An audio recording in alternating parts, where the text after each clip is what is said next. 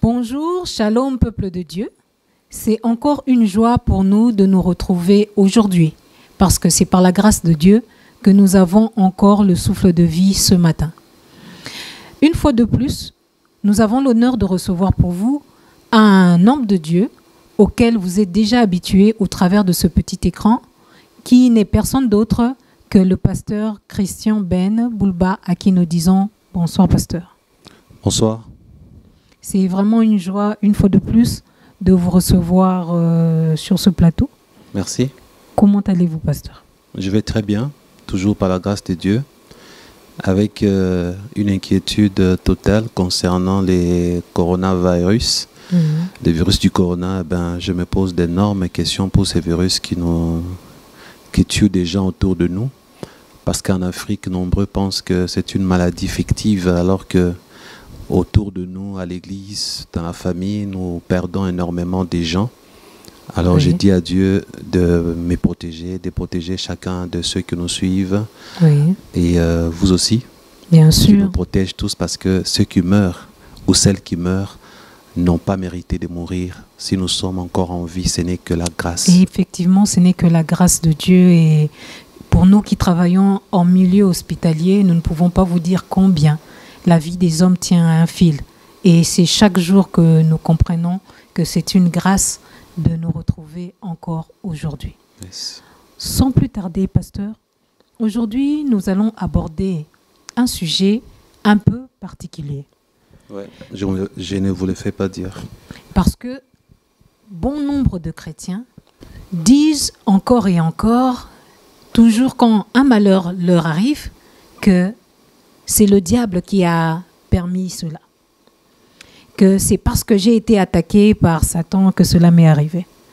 Alors, nous aimerions comprendre aujourd'hui, pasteur, y a-t-il une part de responsabilité de l'homme et du diable dans les malheurs qui frappent?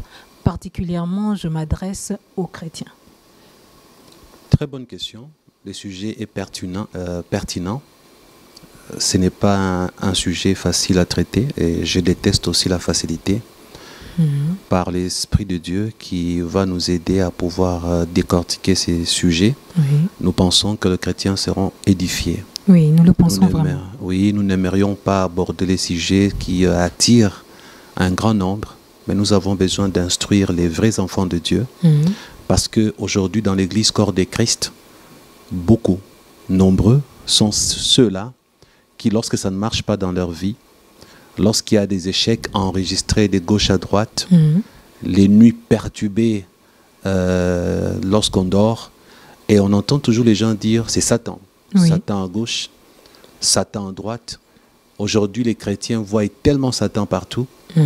Oui, Il est le coupable numéro 1. Il est le bourreau number 1. C'est toujours Satan à gauche, Satan à droite.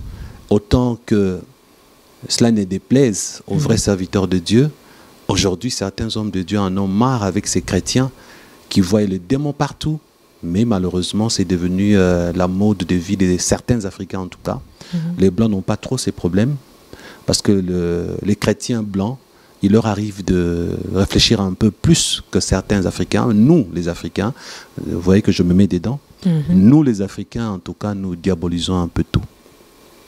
Alors, avant d'aller loin, j'aimerais déjà informer à l'Église Corps de Christ que tous les malheurs, tout le problème, tout ce qui ne marche pas dans votre vie, ce n'est pas forcément à cause de Satan. ah bon, pasteur, mais expliquez-nous, parce que je ne dis pas combien de fois il nous est arrivé d'incriminer le diable, même pour des brindilles, si je peux le dire comme ça. Si je peux être clair, on Oui. dirait que le diable, c'est lui qui a perverti l'humanité. C'est lui qui a induit Adam et Ève en erreur. Oui, exactement. Et nous dirons réellement que c'est à cause de lui que le péché est entré dans le monde. Donc la culpabilité du diable, c'est sur le fait qu'aujourd'hui, le mal, c'est lui qui a apporté le mal. C'est lui qui a introduit les péchés dans le monde. C'est lui. Oui. Maintenant, quant à l'homme, lorsque l'homme vit, il se réveille le matin, il décide sur sa vie, il prend des décisions. Maintenant, tout le mal qu'il fait ou tous les malheurs qui lui arrivent, ce n'est pas forcément à cause de Satan. Pour que, vous savez, j'aime beaucoup ouvrir la Bible, pour que cela ne soit pas les déclarations fortuites, gratuites du pasteur Christian, pouvez-vous lire pour tout le monde 1 Pierre chapitre 2, verset 11. D'accord. 1 Pierre, chapitre vous pouvez 2. lire ici. On est souvent habitué avec nos Bibles du téléphone. Électronique. Parfois c'est électronique, oui. Parfois c'est bien de lire la vraie Bible Mais bien sûr. en papier. 1 Pierre chapitre 2, verset 11, pendant que vous êtes en train de chercher, les autres aussi sont en train de chercher. Alors avant que vous ne puissiez trouver, le passage que vous allez lire nous parle des convoitises charnelles qui font la guerre à l'âme. Oui. Vous avez trouvé? C'est 1 Pierre au chapitre 2, Oui. verset combien, pasteur? 11, lisez au nom de Jésus. Verset 11. Nous lisons au nom de Jésus.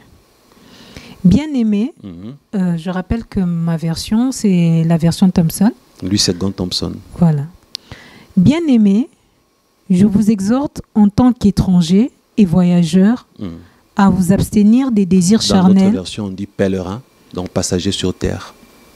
qui font la guerre à l'âme. Reprenez.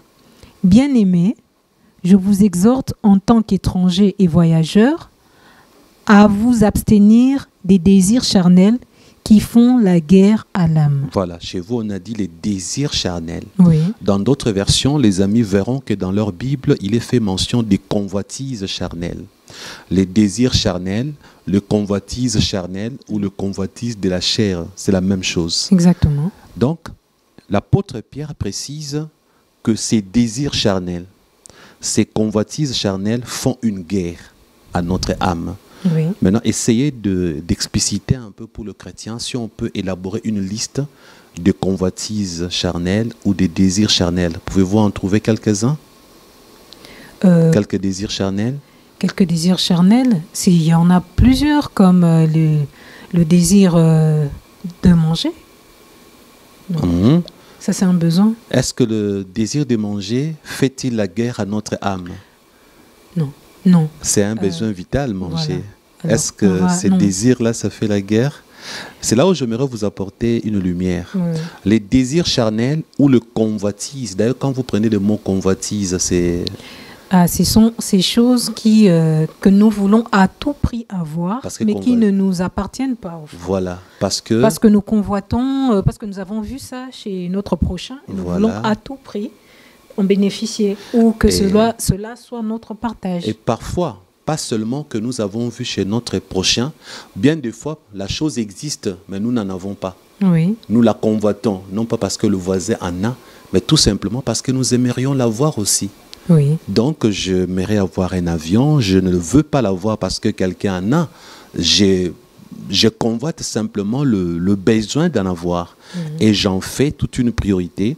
Et la Bible condamne. Pourquoi? Parce que la Bible parle d'une guerre. La guerre qui s'effectue au niveau de notre âme. Or, c'est le corps humain. Comme l'homme est tridimensionnel, on dira mieux l'homme à 3 dimensions. oui. L'âme, disons le corps, l'âme et l'esprit. Ici, l'apôtre Pierre nous fait la démonstration d'une guerre qui existe. Et dans cette guerre, l'apôtre Pierre ne parle même pas de Satan. Dans cette guerre, l'apôtre Paul parle de convoitise de notre chair, les désirs de notre chair, ce que nous aimerions posséder, ce que nous voulons avoir. Nous tenons mordicus à certaines choses que nous trouvons importantes pour notre vie terrestre. Comme par exemple? Alors, à l'introduction, l'apôtre Pierre dit que nous sommes de passagers, nous sommes de pèlerins. Il nous rappelle que comme nous sommes de passagers, de pèlerins, c'est comme pour nous dire, ne pensez pas que vous, passagers sur terre, vous êtes obligés de tout avoir, de tout posséder, de tout, donc sans exception. Donc c'est pourquoi il rappelle le fait que nous sommes passagers. Vous avez voulu parler? Oui, sans vous interrompre, pasteur. C'était juste pour dire toutes ces choses. Par exemple, je vais avoir une voiture. Je l'ai vu peut-être chez mon prochain, mais j'aimerais peut-être pas avoir la même, mais aussi ne plus être piéton. Est-ce que là, c'est toujours la convoitise? Voici comment il faut commencer à réfléchir. Le voisin, avant d'avoir la voiture que tu convoites, que tu aimerais avoir, Oui. sais-tu comment il l'a possédée? Peut-être qu'il est parti dans une loge, il a vendu sa mère, il a eu une promotion de travail. Peut-être qu'il l'a acheté parce qu'il est héritier ou héritière. Oui, Donc, par comme exemple. tu ne sais pas, maintenant, à ton niveau, si tu n'as pas la possibilité d'en avoir, pourquoi vouloir l'acquérir parce que ton voisin l'a? C'est ça la convoitise. Ok. Donc, souvent, on se Aujourd'hui. compare à l'autre. Pourquoi pas moi? Pourquoi seulement lui? Sais-tu comment l'autre a eu ce qu'il a? Et quand tu te compares à personne, pourquoi veux-tu seulement avoir telle ou telle autre chose? Parce que, c'est vrai, tu peux ne pas te comparer aux gens, Oui. mais pourquoi tu dis que moi, je suis obligé d'être riche? Moi, je m'aimerais mordicus posséder un avion. Là, maintenant, si on regarde bien, tu oublies que tu es pèlerin. Tu oublies que tu es passager. Donc, là où j'insiste énormément, c'est le fait que Pierre parle d'une guerre. Et dans cette guerre, Oui. Pierre ne mentionne pas Satan. En parlant de cette guerre, Pierre dit le convoitise charnel. Oui. Ce sont ces convoitises qui font la guerre à notre âme. Par là, j'aimerais dire à tout le chrétien, le premier ennemi de votre vie, ce n'est pas Satan. Dans ces contextes, c'est votre chair. Exactement. Parce que c'est la Notre chair qui a des désirs à son niveau. Oui. C'est normal que le corps humain cherche à bien manger, à Oui. bien se vêtir. C'est normal qu'un humain cherche à posséder beaucoup de biens. Oui. Parce que ce sont des choses normales pour un être humain vivant sur Terre. Or, l'homme n'est pas que chair. L'homme n'est pas que corps. Il est aussi âme. Il est aussi l'esprit. L'âme subira tout ce que la chair fait, tout ce que le corps fait. Si le corps vit dans le péché, si la chair vit dans le convoitise, qui va mourir demain dans les temps ardents de feu? C'est l'âme. C'est ainsi que la guerre est là. C'est pourquoi, quelque part, l'apôtre Paul dira que, que les œuvres de la chair, je dirais même mieux, que c'est comme ça Les qu'il appelle désirs ça, de la chair sont contraires à ceux de l'esprit. Parce que ce que la chair veut, c'est pour la perdition. Souvent, ce que nous voulons physiquement, ce sont des choses qui sont des péchés. Regarde bien, il n'existe pas une convoitise positive. Il n'existe aucune convoitise qui soit positive. Ça n'existe pas. Donc, quand on dit déjà convoitise, c'est négatif. C'est du négatif. C'est rien de positif. Laissez-moi commencer à illustrer pour que le chrétien puisse comprendre. Alors, aujourd'hui, je parlerai beaucoup plus de moi. Je prendrai plus mes exemples personnels, je me critiquerai moi-même pour que les gens puissent comprendre. Parce que ce n'est pas toujours aisé de prendre les exemples des autres. Aujourd'hui, c'est moi-même la cible. Alors, comme je suis la cible aujourd'hui, je me souviens quand j'étais, d'abord, premièrement, je me suis retrouvé, par rapport à mon témoignage, chassé par mon père à cause de Jésus et récupéré par les missionnaires. Les missionnaires sont des blancs. Oui. Il y avait Jacques-André Vernon qui était d'origine suisse, parce que c'est un Congolais, un blanc congolais, mais d'origine suisse. Il y avait Maman Down Sawaski qui est canadienne. Donc là, ayant vécu mon enfance depuis tout petit à l'âge de 7 ans, on fréquentait déjà la famille Jim Sawaski avec mon père. J'avais quelque chose qui provenait de la race blanche. J'avais acquis une façon de réfléchir. D'ailleurs, vous, ma femme, vous avez souvent ces problèmes-là avec moi. À certains moments de notre existence, vous savez qu'il y a, souvent je vous dis, ah mais il ne faut pas faire comme ça, c'est vous les Africains, tu me dis, mais toi aussi tu es Africain. Oui, ça. Tu me le dis souvent. Arrive, oui. Et je te rétorque, je dis, mais attends, je n'ai pas cette mentalité comme... voilà. Donc nous avons souvent un peu, c'est rien de mauvais, mais je mentionne, je mentionne pour dire que souvent je lui fais des remarques, je dis ça c'est vraiment purement africain, c'est purement congolais ta façon d'agir, et regardez je suis africain aussi, mais le fait que je suis resté longtemps avec la race blanche, il s'est fait que j'avais changé une façon de voir. C'est là où j'ai une mauvaise nouvelle qui ne va pas beaucoup plaire les amis qui nous écoutent. Excusez-moi, hein, je vais dire une vérité. Vous voyez le métis, ceux qui sont issus, qui sortent des familles où papa est blanc, maman est noire. Oui, ou encore... Prenons seulement pour prenons blanc les et noir. Parce que quand on parle métis, il y a aussi arabe, il y a aussi... Mais prenons seulement blanc et noir, comme chez nous en Afrique. Alors, je ne sais pas ce qui se passe ailleurs dans d'autres pays africains, mais pour la RDC, en général, le métis Congolais, parce qu'on ne connaît pas ce qui se passe ailleurs, aiment se marier entre eux. C'est en général. Oui. Vous n'avez jamais remarqué? Si. N'est-ce pas? Oui, c'est pas faux. Voilà. Alors, puisque dans mon enfance, j'avais des Blancs que j'ai côtoyés, ce qui fait que certains Blancs avaient épousé les Africains, donc noirs comme moi, comme toi, et il s'est fait que il y avait des métis, leurs enfants qui étaient des amis, on parlait, on causait. Oui. Grande a été ma surprise. Lorsque j'ai dit bien, 80% de ces métis m'ont répété une chose. Nous aimons beaucoup conserver la couleur de la peau. Ah bon? Oui. C'est vrai ça? Oui, je suis en train de dire ce que j'ai vécu. Ok. Parce que tout le monde sait l'église là-bas, on a commencé en 84. Cette église qui appartenait, c'était le pasteur Jacques-André Vernon, un blanc, et c'était à l'époque l'unique église où on trouvait beaucoup de blancs, j'ai dit à l'époque. Ok. Parce que c'était la première église francophone de notre pays. Oui. Et comme c'était la première église francophone, tout le Belge, les Canadiens, le Français, tous ceux qui parlent français venaient prier à la borne. Alors il s'est fait que, comme il y avait de métis, on les fréquentait depuis l'enfance, en grandissant, on savait que le métis en général aime conserver la couleur de la peau qui est blanche. Oui. Et vous-même, vous savez qu'en Afrique, en général, beaucoup d'hommes africains aiment épouser le métissé, Oui. ou alors le femme au teint clair. Oui. C'est pourquoi certaines femmes se blanchissent la peau en Afrique. Pourquoi? Pour trouver mariage. Parce que la femme qui brille comme l'or, qui a les teints dorés, attire facilement l'homme, n'est-ce pas? Oui. Alors, vous voyez, je commence par là pour dire que dès l'instant où une personne d'une certaine race commence à ne vouloir qu'une certaine couleur, c'est de la convoitise. Exactement. Oui, c'est de la convoitise. Pourquoi? Oui, tu es métisse, tu veux épouser qu'une métisse. C'est de la convoitise. Donc, tu ne convoites que la peau claire. Maintenant, moi, ayant grandi au milieu d'eux, à un certain moment, je m'étais rendu compte que tout ce qui était foncé, était foncé, posait problème dans la société. Mais je ne pouvais pas me blanchir la peau. Alors, à un certain moment, je me suis dit, attendez, si j'épouse une femme du même teint que moi, j'ai fait des enfants du même teint que moi, eh ben, on aura un problème dans cette société, puisque tout le monde veut être clair des teints, c'est les gens clairs qui ont plus du succès. Alors, je me suis dit, je trouverai seulement qu'une femme de teint clair. Ah bon? C'est aussi une convoitise. Ah bon? Bien sûr, parce qu'elle plaît à la chair. Exactement. Là, je me critique. Donc, en ces moments-là, on peut dire que j'étais dans la convoitise. Oui. Oui, parce que cette façon de choisir, ce n'est pas les désirs de l'esprit.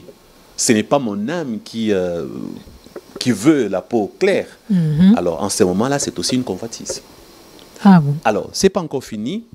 Je me souviens, je vais toujours parler un peu du mal de moi. Je vais illustrer par mes exemples pour que les gens se retrouvent. Ok. Alors, je me souviens, il y avait par exemple, je vais vous montrer que la convoitise ne conduit qu'au péché. C'est pourquoi je dis qu'il n'y a pas de convoitise Positive. Alors, un jour, quand j'étais journaliste au travail, il y a une sœur qui m'aimait beaucoup. Elle était spirituellement stable, elle était très jolie, elle m'aimait énormément. Et j'avais compris par sa façon d'être, de m'approcher, qu'elle était déjà amoureuse. Hein. Ok. Parce que les femmes africaines, quand elles aiment déjà, elles n'ont pas le courage de venir déclarer leur amour. Oui. Mais C'est elles pas le font c'est pas dans la leur culture. Hein. Voilà. Mais elles ne s'empêchent pas de commencer à les manifester par des actes. Exactement. Et puis en me faisant des beaux yeux, en entrant dans mon bureau. Et j'avais déjà compris. Et comme j'avais compris, j'ai dit, bon, je l'ai regardé. Ma première question était, est-ce qu'elle est jolie? La réponse était oui. La deuxième question, est-ce que c'est une très bonne chrétienne? La réponse était oui. Est-ce qu'elle est intelligente? La troisième question. La réponse était oui. Quatrième question, est-ce qu'elle est épousable? La réponse était oui. Maintenant, la cinquième question, est-ce qu'elle est mon goût? C'est là où maintenant j'ai regardé la couleur de sa peau. Elle a été foncée. Oh là là. Ah. Alors, comme j'ai mis pour critère ne trouver qu'une femme de teint clair, en soi, en ces moments-là, ça devient un problème pour moi. J'ai dit non. Exactement, vous ne pouvez pas l'épouser. Voilà. Alors, je me suis dit, d'abord, je sais que je ne veux pas l'épouser, mais je suis curieux de savoir si je me trompe par rapport à ses attitudes et son comportement. Laisse-moi d'abord essayer de faire comme si je l'aime pour savoir si réellement elle est amoureuse comme je suis en train de soupçonner. Alors, pour le faire, il fallait qu'elle ait confiance en moi. Exactement. Alors, une femme qui est déjà tombée amoureuse de toi, messieurs, Elle ne peut pas t'avouer son amour si elle n'est pas sûre que toi aussi tu as la même chose pour elle. Exactement. Alors la seule technique pour comprendre si une femme t'aime déjà, c'est de lui faire croire que tu l'aimes. Alors j'ai commencé à la faire croire que je l'aimais. Alors je l'ai amenée sur le terrain de qu'est-ce que tu en penses? Sa réponse, c'était tic-tac, hein, c'est tic-tac. Ah bon, elle n'a pas attendu comme les autres femmes, non, je vais un peu réfléchir. Non, elle ne voulait tout. pas perdre l'opportunité. Parce qu'à Ok. l'époque, j'étais ces jeunes gens, ces jeunes hommes, toutes les sœurs couraient après. Je l'ai toujours dit, hein, c'est pas pour ma... Ça fait honte, parce que mais je mérite quand même me critiquer moi-même. Bien sûr. Nous étions ces jeunes hommes à l'église La Borne, où que les sœurs couraient après, et on n'avait pas bonne réputation. Quand je dis on, il y en avait deux à l'église, je ne citerai pas le nom du deuxième. Ok. Il y avait deux jeunes pasteurs qui, à l'église La Borne, avaient un peu mauvaise réputation. Ok. Donc, permettez que je parle un peu du mal de moi. Alors, maintenant, elle a dit oui. J'ai dit pardon. Dit à peine je vous dis que je vous aime, que j'aimerais vous avoir pour future épouse. Vous ne demandez pas d'aller réfléchir. Vous ne me dites pas il faut aller prier. Automatiquement, vous me dites oui. Elle me dit mais attendez, mais puisque je vous aime déjà depuis. Ah, ok. Donc, elle a finalement pu vous avouer ce qu'elle Ouais. avait dans son cœur. Je vous aime depuis. déjà depuis. Oui. Vous ne l'avez pas constaté? Ah, j'ai dit, bah oui, hein. Oui. Ok, maintenant je me suis dit, mais tiens, là, je lui ai fait croire que je l'aime. Et maintenant, je découvre que je ne me suis pas trompé, qu'elle était réellement amoureuse de moi depuis. Et là, elle dit déjà oui tout de suite là. Je fais quoi? Donc, je me suis retrouvé automatiquement fiancé à une sœur qui m'aimait déjà. Ah bon. Alors, à ce moment-là, maintenant, qu'est-ce qui posait problème? La couleur de sa peau. Parce que moi, j'en avais fait tout un problème. Je me disais au fond de moi, non, je ne veux pas d'une femme de teint sombre comme moi. Il faut un peu de mélange. Il faut un peu de coca et de Fanta ensemble pour produire un mélange. Hein, on ne peut pas quand même prendre du café sans lait. Ça ne fait pas beau à voir. Ça, c'est selon moi. Donc, bref. Mais qu'est-ce qu'il fallait faire? Et à ma honte, je m'aimerais dire aux chrétiens qu'en ces moments-là, je suis un jeune frère qui déjà est dans le ministère pastoral. Je suis pasteur stagiaire. Mais attention, vous avez dit que vous vous êtes retrouvé fiancé. Alors Parce que quand tu fais, Bon. elle a accepté. Ah, Mais ok. la parole, qu'est-ce que Dieu a dit? Quand vous vous mettez d'accord, David et Jonathan se sont mis ensemble par la parole. Déjà, L'âme de d'accord. Jonathan était attachée à l'âme de David par la parole. Oui, Donc la parole a une puissance. exactement. Elle vient d'accepter ma demande. Donc automatiquement, en ce moment-là, un lien de fiançailles commence. Exactement. Il ne faut pas qu'on blague là-dessus. Hein. Parce que vous savez, blaguer avec les sentiments de quelqu'un, c'est un péché. Oui, ça c'est bien dit. En tout Oui. cas, grand merci. C'est de la manipulation. Oui, oui, grand merci pour cette précision, pasteur. Ouais. Et je pense qu'on va vraiment là enseigner les jeunes. Ouais. En tout cas, ne prenez pas ça à la légère. Voilà. Ça, c'est... Même la Bible le dit, hein. La vie et la mort sont au pouvoir de la langue, et quiconque l'aime en mangera le fruit. Le fruit. Donc, vous devez faire attention en tant que chrétien par rapport à ce que vous sortez de votre bouche. Voilà. Et alors,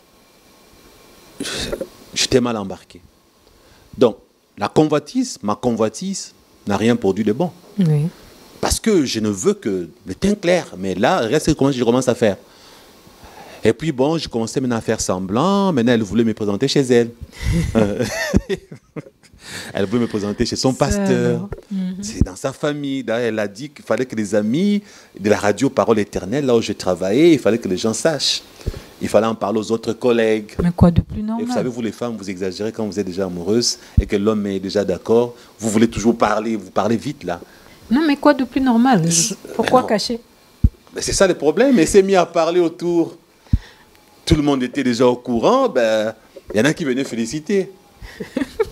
Alors, c'est là où la convoitise qui a provoqué ces problèmes-là va engendrer. Et c'est là où j'aimerais que nous puissions ajouter un verset très important. Ouvrons dans Jacques chapitre 1, verset 14 à 15. Jacques chapitre 1, verset 14 à 15. Nous allons lire quelque chose. Jacques au chapitre 1, Verset le 14 à verset 15. 14 à 15. Nous lisons dans le nom puissant de Jésus. Mais chacun est tenté parce que sa propre convoitise l'attire et le séduit. Hmm. la convoitise, lorsqu'elle a conçu, enfante le péché, et le péché, parvenu à son terme, engendre la mort. Voilà. C'est là où j'aimerais dire aux chrétiens, Wow. n'est-ce pas, c'est important. Il y a une guerre à livrer, une bataille qui existe entre le corps et l'âme. Et l'âme. Dans cette guerre, Pierre a commencé par nous la présenter. Le convoitise charnel font la guerre à l'âme. Là, on ne parle pas de Satan. Ce n'est pas Satan qui veut que Monsieur Christian puisse aimer que les femmes au teint clair. Ce n'est pas Satan qui m'a donné l'idée de ne vouloir que les femmes au teint clair. Bon, si c'est Satan qui te donne le mauvaise pensée, tu n'as qu'à le refouler. Dès l'instant où tu acceptes une mauvaise pensée, elle devient ta pensée. C'est ta chair qui te pousse selon tes goûts et tes préférences. Donc là, Satan est innocent. Donc ainsi, la responsabilité devient votre. Ma responsabilité automatiquement. Je n'ai pas à dire que Satan m'a menti. Je n'ai pas à dire que Satan m'a trompé. Moi-même, par ma convoitise, je n'avais qu'à ne pas être ainsi. J'allais accepter cette sœur et l'épouser. Ou alors, j'allais dire, non, ma sœur, écoute, je ne veux pas de toi parce que tu n'es pas la femme de mon goût. Mais, que dit Jacques? D'ailleurs, si je prends une autre, je dirais, la version Louis II que tout le monde a, voilà ce que ça donne. Si je prends Jacques, dans ma version, ça donne Jacques chapitre 1, verset 14 à 15, ça donne ceci. Mais chacun est tenté quand il est attiré et amorcé par sa propre convoitise. Donc la tentation n'est produite que lorsque on est attiré et amorcé par sa propre convoitise. Attiré et amorcé par sa propre convoitise. Et au verset 15, il est dit, puis la convoitise, lorsqu'elle a conçu, enfante le péché, et le péché étant consommé, produit la mort. Parce que lorsque tu es dans la convoitise, tu vas te retrouver dans la tentation. Et lorsque tu succombes à la tentation, le péché est commis. Et lorsque tu pèches, c'est la mort éternelle, le châtiment après le jugement dernier. Du reste, la Bible dit, car le salaire du péché, c'est la mort. Dans cet exercice, je n'ai pas vu Satan intervenir. C'est là où maintenant j'aimerais dire aux chrétiens qu'il y a un combat entre le corps et l'âme qui fait que, bien souvent, nous succombons, non pas à cause de Satan, mais à cause de nous-mêmes, de nos convoitises, de nos désirs, d'où Satan est innocent en ces moments-là. Regarde, ces gens qui ont voulu aller aux États-Unis, ils sont devenus, bon, pas États-Unis, tous ces Africains qui avaient le projet d'aller en France, d'aller aux États-Unis, de voyager à l'étranger. Ils ont arrêté d'étudier. Parce que le frère qui habite de l'autre côté a dit, je t'enverrai le visa. Parce que la tante a dit, on se bat pour que tu viennes, maman va vendre la maison. La personne a dit, mais je ne peux pas étudier ici, ça ne me sert à rien. Moi, quand j'étais enfant, j'ai vu des amis dire, j'arrête d'étudier parce que je vais aller habiter en Europe. Oui, beaucoup d'ailleurs ont fait cela. Voilà. Et ils ont continué à attendre et des années passées pendant que leurs collègues ont avancé dans les promotions des travail. Il y en a qui ont fini l'université. L'autre est resté 8 ans en train d'attendre le voyage sans finir les études universitaires. D'ailleurs, pour finir la première phase, il faut 3 ans. Maintenant, à ces moments-là, lorsque à l'âge de 45 ans, la vie a raté, on commence à accuser les sorciers de la famille. Oui, exactement. Ça, c'est ma tante qui m'a maudit. Mon voyage n'a pas marché. Ça doit être mes oncles. C'est mon père, tel sorcier X. Tu as raté ta vie tout simplement parce que tu avais des convoitises. Tu voulais aller habiter à l'étranger comme tes soeurs, comme tes frères, comme tes voisins. C'est la convoitise. Satan n'en est pour rien. Donc, il y a un combat qu'il faut mener au niveau du corps et de l'âme. Il faut que l'être humain sache qu'il n'est pas seulement corps. Il faut que le chrétien se rappelle, il est 3 dimensions. Corps, âme et esprit. Quand tu veux satisfaire ton corps, pense aussi à ton âme. L'existence ne s'arrête pas au niveau du corps. Il y a une éternité au niveau de l'âme qui va périr après le jugement dernier, dans les temps ardents de feu. Mais lorsque tu meurs dans le péché, il y a d'abord le séjour de mort qui t'attend. Donc, il y a un combat à livrer au niveau de sa propre chair. Le premier ennemi à combattre que nous voyons tous les jours, ce n'est pas Satan, c'est nous-mêmes. Nous-mêmes, parce que nous avons cette enveloppe de chair. Parce que ça, c'est poussière et ça retournera à la, la poussière. poussière. Satisfaire ses corps, c'est exposer l'âme à la perdition.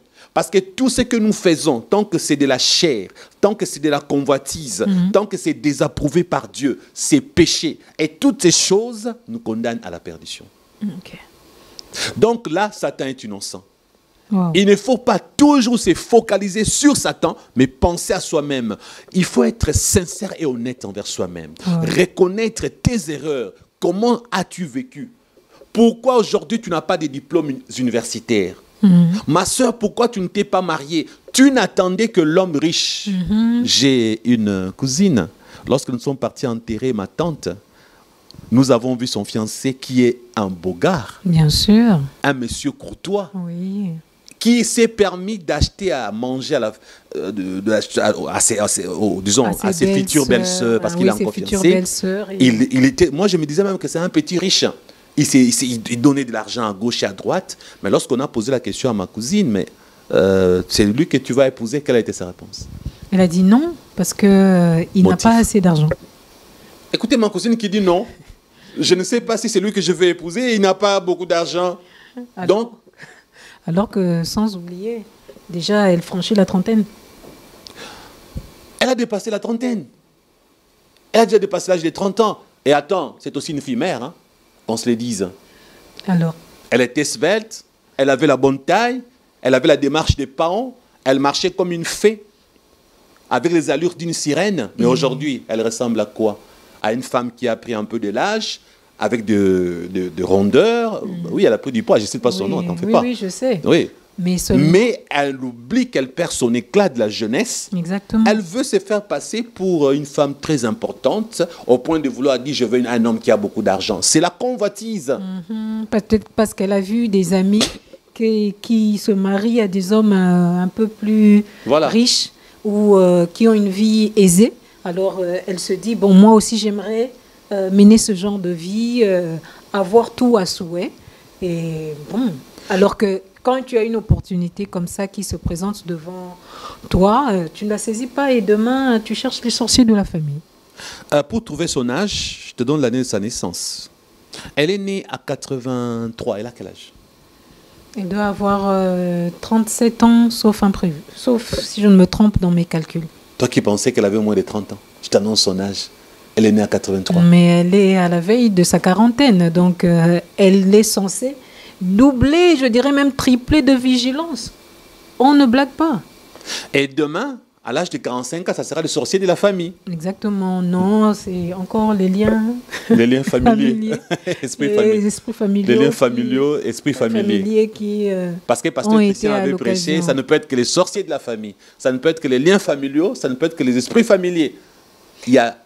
Oh non. Or non. Non. Mais Pasteur Christian, sans vous interrompre, alors ça veut dire qu'il y a de ces personnes qui incriminent le diable alors que ce qu'ils vivent comme malheur aujourd'hui, c'est de leur propre faute. C'est de leur propre faute, le mauvais choix. Mauvais choix. Voilà où je voulais en venir. Voilà, le mauvais choix. Et au mauvais moment. Et au mauvais moment. Nos choix et nos décisions gouvernent toute notre vie. Les gens doivent retenir ça dans leur tête. Nos choix et nos décisions gouvernent toute notre vie. Ce n'est pas d'abord Satan qui gouverne. C'est d'abord nos choix et nos décisions. Je suis aujourd'hui la sommation de tout ce que j'ai décidé hier. Ok. Et je serai l'addition demain de ce que je décide aujourd'hui.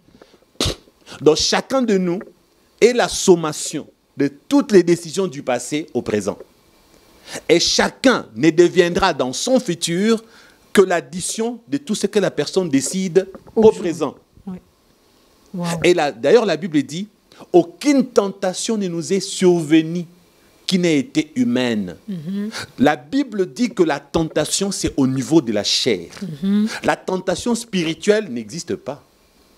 Parce que même si c'est Satan qui te tente, il ne te tente pas au niveau de l'esprit.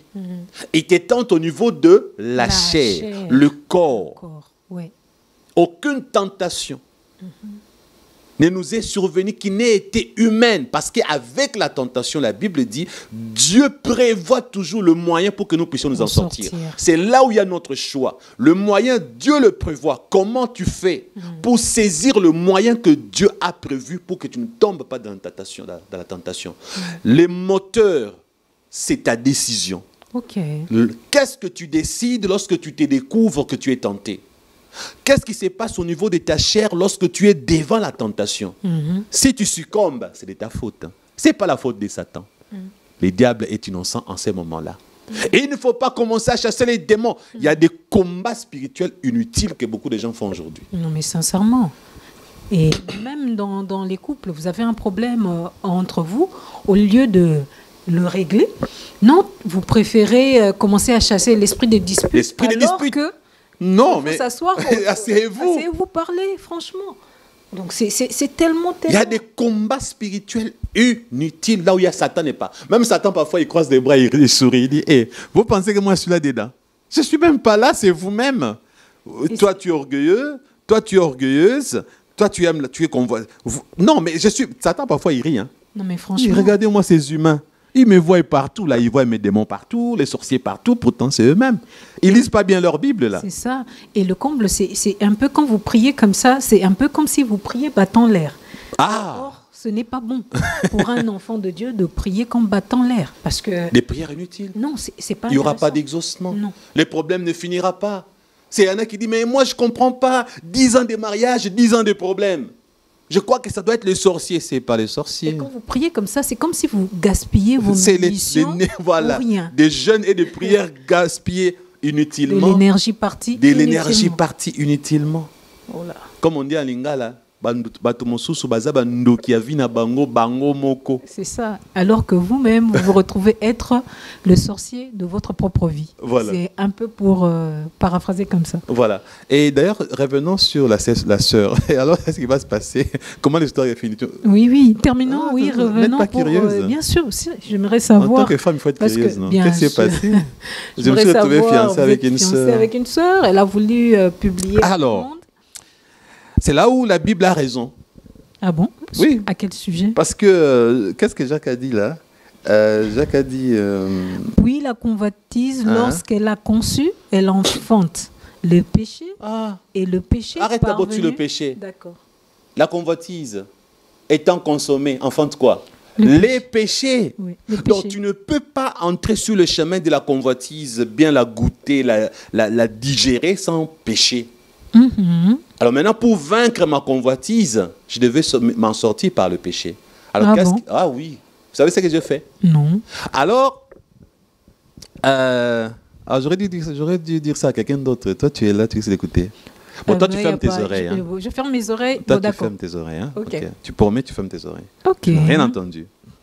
D'accord. Ok. Alors, pour me débarrasser de cette sœur, j'ai dit qu'elle m'aimait tellement, elle avait de l'amour dans ses yeux, dans sa façon de parler, elle m'aimait beaucoup, elle était heureuse d'avoir un homme comme moi. Alors j'ai dit, c'est dur de donner, de lui dire que je ne l'aime pas, parce que je sais quoi, je vais inventer une fausseté. C'était vraiment une bonne sœur. Alors j'ai dit ceci, bon, ma sœur, tu sais, à la borne chez nous, avant le mariage, on amène des résultats. Il y a 2 tests obligatoires. Oui. Chez nous, à la borne, le couple, le fiancé doivent apporter le premier test de séropositivité. Si vous êtes séropositif, votre mariage ne sera pas célébré. Disons que si l'un de vous est malade, a le sida ou est séropositif, le mariage ne sera pas célébré. Oui. Si vous deux vous l'êtes, si vous voulez vous marier quand même, on va chercher le médecin pour chercher... Mais en général, si l'un de vous est malade, puisque chez nous, les fiancés ne couchent pas ensemble avant le mariage, et je n'avais jamais couché avec cette sœur-là, et jusqu'à aujourd'hui, je n'ai jamais couché avec elle, ça montre qu'on est resté pur dans cette relation-là. Oui. Donc, on fait l'examen pour voir qui est malade, qui ne l'est pas. Si nous 2 personnes sont malades, on va se marier. Mais il reste un deuxième test. Lequel? Chez nous, à la borne, vous appelez ça quoi? Drépanocytaire? Électrophorèse. Pour savoir si vous êtes 2 AS. Non, si vous êtes AS ou SS. Voilà. Et dans cet examen, si vous 2, vous êtes des AS, pas de mariage. SS, pas de mariage. Oui. s'il y en a un qui est AS, l'autre est A je ne sais quoi, AA. ou un autre groupe. Non seulement AA, AS et AA, ça passe. Merci, docteur. Mhm. Alors, on est parti faire, et c'est à Inerbé. Vous connaissez Inerbé? Là où on fait aujourd'hui les tests de Covid. Mhm. Ça coûte cher, n'est-ce pas? Bien sûr. On a fait, je ne sais plus comment j'avais fait. Comme je suis informaticien, soit, je ne sais plus ce que j'avais fait en tout cas, mais j'avais péché.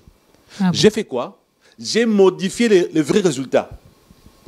Je ne sais pas, en tout cas, je ne me souviens plus comment j'avais fait. Soit j'avais pris le logiciel informatique dans mon ordinateur pour modifier les résultats, ou je ne sais plus si j'avais... Vous avez, comment on dit, j'ai fait de sorte falsifié? qu'elle soit AS, que moi aussi je sois AS. Oh. Et c'est les deux examens-là que je prends, et j'amène. Et alors, lorsqu'on ouvre, hi, je suis AS, tu es AS. Franchement. Ah, Et c'est catastrophique. je l'ai dit moi-même, hein, c'est moi qui suis en train de m'accuser là. Et c'est lui qui faisait ça. C'est un jeune frère de moins de 30 ans Ah oui. dans le ministère pastoral qui est en stage avant de devenir dans la communauté des assemblées de Dieu, même si tu dis Dieu m'a appelé à être pasteur. Mhm. Même si tu craches l'onction dans la communauté des assemblées de Dieu, on va te dire, messieurs, on sait que tu prêches bien, tu as Oui. l'appel, va quand même faire la formation. Oui. Après la formation, quand tu reviens, on te fait passer par les stages. C'est après les stages qu'ils vont te confirmer si tu acceptes pasteur ou pas. C'est ça, Ok. comme ça que ça marche avec la KDC, la D'accord. communauté des assemblées de Dieu. Ouais. Et maintenant, l'église locale, là où tu pries, c'est ton pasteur de ton église locale qui accepte que tu ailles faire la formation, qui t'encadre et qui, à la fin, va décider s'il il t'accepte comme ayant un ministère de la part de Dieu, mais aussi une formation de la part des hommes. Parce que chez nous, un homme de Dieu doit passer à l'encadrement. Et ce que je venais de faire là, c'était un péché. Exactement. Il n'y a pas photo. Alors, automatiquement, je suis parti voir le pasteur Vernon pour le lui avouer. Ah, au moins, vous avez pris soin de confesser votre péché. Voilà. Alors, quand je suis arrivé, je le lui ai dit, il a gratté la tête. Il dit, mais c'est un péché. Je dis, papa, je sais. Je sais. Je ne voulais pas la blesser. Parce que la seule chose qui peut la consoler, c'est d'apprendre que nous deux, si on ne peut pas se marier, c'est à cause du naturel. Elle est AS, je suis AS. Parce que faire le contraire, ça va la blesser, ça va la choquer. Mais non, Christian, tu ne devais pas faire ça. Alors, pasteur Vernon était fâché. Mais comme c'était mon encadreur, dans sa colère, il m'a encadré, il m'a expliqué. J'ai dit, papa, je sais que je mal fait. Je suis venu ici pour vous le dire. Alors, il m'a dit, ça fait combien de temps que la chose existe? Parce que je n'ai pas avoué le même jour. J'ai avoué après rupture, la sœur est partie. Ok. J'ai cassé le lien, mais spirituellement parlant, nous sommes maintenant, nous avons prononcé non, on met fin en fiançailles, donc c'est fini. Mais par le péché, la convoitise. Donc la convoitise n'engendre rien de bon. Et je me souviens, pasteur Vernon m'a dit, il faut corriger ce que tu as fait là. Ah bon? Corriger en faisant En allant dire la vérité à la sœur. Ok, oui. Ah, Maintenant- ça, c'est la réparation. Oui, la réparation. Honnêtement, C'était lourd. Oui, c'était très lourd. J'ai accepté de corriger. Maintenant, je me demande si je l'avais fait ou j'avais oublié, je ne sais plus. Oh, pasteur. Mais Là, vous voulez- vous devez bien fouiner parce que si vous ne l'avez pas fait, ça Elle est veut déjà dire- mariée. Ouais, N'empêche. non, pas- Non, mais non. N'empêche parce que si ce n'est pas encore fait, ça veut dire que Si ce vous n'est devez pas lui encore demander fait, pardon. Je dois lui demander pardon. Exactement. Si ça a déjà été fait, Gloire gloire à à Dieu. Dieu. Parce que je me suis rappelé, il y a des gens à qui j'ai pris le téléphone. Allô, je me souviens t'avoir fait du mal il y a 20 ans. S'il te plaît, tu peux me pardonner parce que je me suis appelé. Stop. C'est la deuxième fois que tu me demandes pardon. Tu avais déjà demandé. Ah, vous êtes vu- revenu deux fois. Oui, je suis sur revenu la deux fois même sur la même, personne. sur la Oh même là. personne. Oula. Donc peut-être que je lui ai déjà demandé pardon. Ok. Mais si je ne l'ai pas encore fait, le jour où je vais la voir, parce qu'aujourd'hui c'est une femme qui est mariée, elle a déjà 4 enfants, je crois. Ok. Elle est aussi heureuse dans son mariage. Au cas où je ne l'ai pas fait, si je la croise, je lui dirai, est-ce que tu te souviens, je t'avais demandé pardon à propos. Si elle me dit non, je dis, ah, pardonne-moi, je croyais. Donc bref. Donc, j'ai dit ça pourquoi? Mhm. Pour que le chrétien puisse comprendre une chose que j'ai toujours dit. Quand on dit homme de Dieu, ça commence par homme. Homme, oui. Nous, les hommes de Dieu, j'ai toujours interdit aux chrétiens de nous prendre pour le surhomme. pour des anges. Pour des anges, c'est là où beaucoup de chrétiens ont échoué. Frères et sœurs, Ils tombent de nu. Hein. oui, ils tombent de nu. Ne placez jamais votre confiance en un homme de Dieu. Placez votre confiance en Jésus-Christ. En Dieu lui-même. En Dieu lui-même. Pasteur Christian, c'est un homme. Supposons maintenant que cette sœur, un bon matin, s'est réveillée et disait au public, cet homme m'avait menti que j'étais AS, je suis parti me marier, j'ai vu que mon test, je n'ai jamais été AS. Maintenant, pour sauvegarder mon image et mon ministère, je dois maintenant dire, elle a menti. C'est comme ça que font beaucoup de pasteurs. C'est comme ça que font beaucoup d'hommes de Dieu. Ils refusent de reconnaître leurs péchés parce qu'ils ont commis ces péchés pendant qu'ils étaient dans le ministère. Beaucoup de chrétiens et des serviteurs de Dieu aujourd'hui ont du mal à se dévoiler parce qu'ils se disent quand j'étais païen, c'est facile de dire j'ai tué, j'ai assassiné. C'est facile. Oui. J'ai volé, j'étais païen. Oui. Mais maintenant, je suis pasteur. Je suis chrétien. Si les gens apprennent que j'ai fait ces péchés en tant que pasteur, je suis mal barré, ma réputation. Non. Si un bien-aimé qui nous suit en ce moment dit à cause de ce que pasteur Christian a dévoilé, je ne veux plus le suivre, il est libre. Les gens ne sont pas des moutons. Exactement. Comme les gens ne sont pas des moutons, ils ont le libre arbitre de dire je ne veux plus de pasteur Christian. Je ne veux plus le suivre. Il vient de reconnaître qu'un jour il a menti à une sœur pendant qu'il était en période de formation dans le ministère. Oui. Nous sommes des hommes de Dieu. Maintenant, la question est de savoir, ces jeunes hommes, au début de son ministère, qui a fait ça, est-ce que c'est le même homme jusqu'à aujourd'hui? Oui, autant d'années après. La réponse est non. Parce que les années sont passées, un jour avec la maturité. Rappelle encore aux frères qui nous suivent, le seul pasteur à l'époque qui m'a beaucoup supporté, qui m'a beaucoup aidé pour que je devienne un homme mature, c'est le pasteur Jacques-André Vernon. Oui. Et j'étais dit, à toi, ma femme, il m'a laissé un héritage avant de mourir. Qu'est-ce qu'il m'a dit? Ne méprise jamais la grâce. Pourquoi? Parce que le salut de mon âme en dépend. Pasteur Vernon m'a appris une chose. Montre-toi aux hommes tels que tu es. Ne sois jamais hypocrite. Que ceux qui vont t'aimer t'aiment pour ce que tu es réellement. Que ceux qui vont refuser ton ministère refusent ton ministère parce qu'il y a d'autres bons pasteurs. Tu n'es pas le seul bon pasteur. S'ils ne veulent pas de toi, il y a d'autres bons pasteurs qui vont s'occuper d'eux. Exactement. C'est ainsi que je n'ai jamais eu honte de dire aux gens que j'ai permis à ma femme de se maquiller, de porter les boucles d'oreilles et au besoin de mettre même le faux cheveux. Je l'ai dit et j'ai toujours répété. En ces moments-là, peux-tu dire aux gens, qu'est-ce que ton mari n'a pas peur de quoi? À propos des gens, de ce que les gens disent et pensent. Toi, tu me connais. Dis-leur. Non, mon mari n'a pas peur d'être rejeté par les gens. En tout cas, de ceux qui disent, de ceux qui peuvent penser de lui. Il préfère dire la vérité, servir Dieu, plutôt que d'entrer dans des magouilles ou dire des choses pour plaire aux oreilles de ceux qui le suivent. Et ma propre femme m'a toujours dit, mais chérie, attends, ne fais pas ça. Si tu fais ça, les gens diront que. Si tu dis ça, il y en a qui vont plus t'aimer, fais attention. Qu'est-ce que je te dis en ce moment-là? Quand je te réponds, toi, ma femme, dans les coulisses, là, je te réponds quoi? Il dit qu'il s'en fout. Je dis à ma propre femme, je m'en fous. J'ai pas besoin qu'on m'aime. J'ai pas besoin qu'on m'approuve. C'est ce que je te dis. Oui. Je t'ai toujours dit, moi, je ne suis pas là pour dire qu'est-ce qu'ils vont penser de moi. Ils n'ont qu'à penser, ils sont libres. Oui, oui. Mais je dois dire la vérité. Exactement. Sa priorité, c'est d'avoir l'approbation de Dieu plutôt que des hommes. Voilà. Ça, en tout cas, retenez-les, c'est ça pour le pasteur Christian. C'est pour cette raison que je n'aime pas dire c'est le diable qui m'a menti, c'est le diable qui m'a trompé. Quand c'est ma propre faute, j'encaisse et j'assume. Satan n'est pas toujours coupable de nos fautes et de nos problèmes. Vous savez, un jour à la borne, j'ai dit ça dans un témoignage, je veux répéter ça ici. Ces jeunes pasteurs-là, ces jeunes hommes-là qui servaient Dieu, un jour, moi, nous sommes parmi les jeunes gens de la borne, on nous appelait des tétès. Trop spirituels. Trop spirituels. Comme ça qu'on nous appelait. Ok.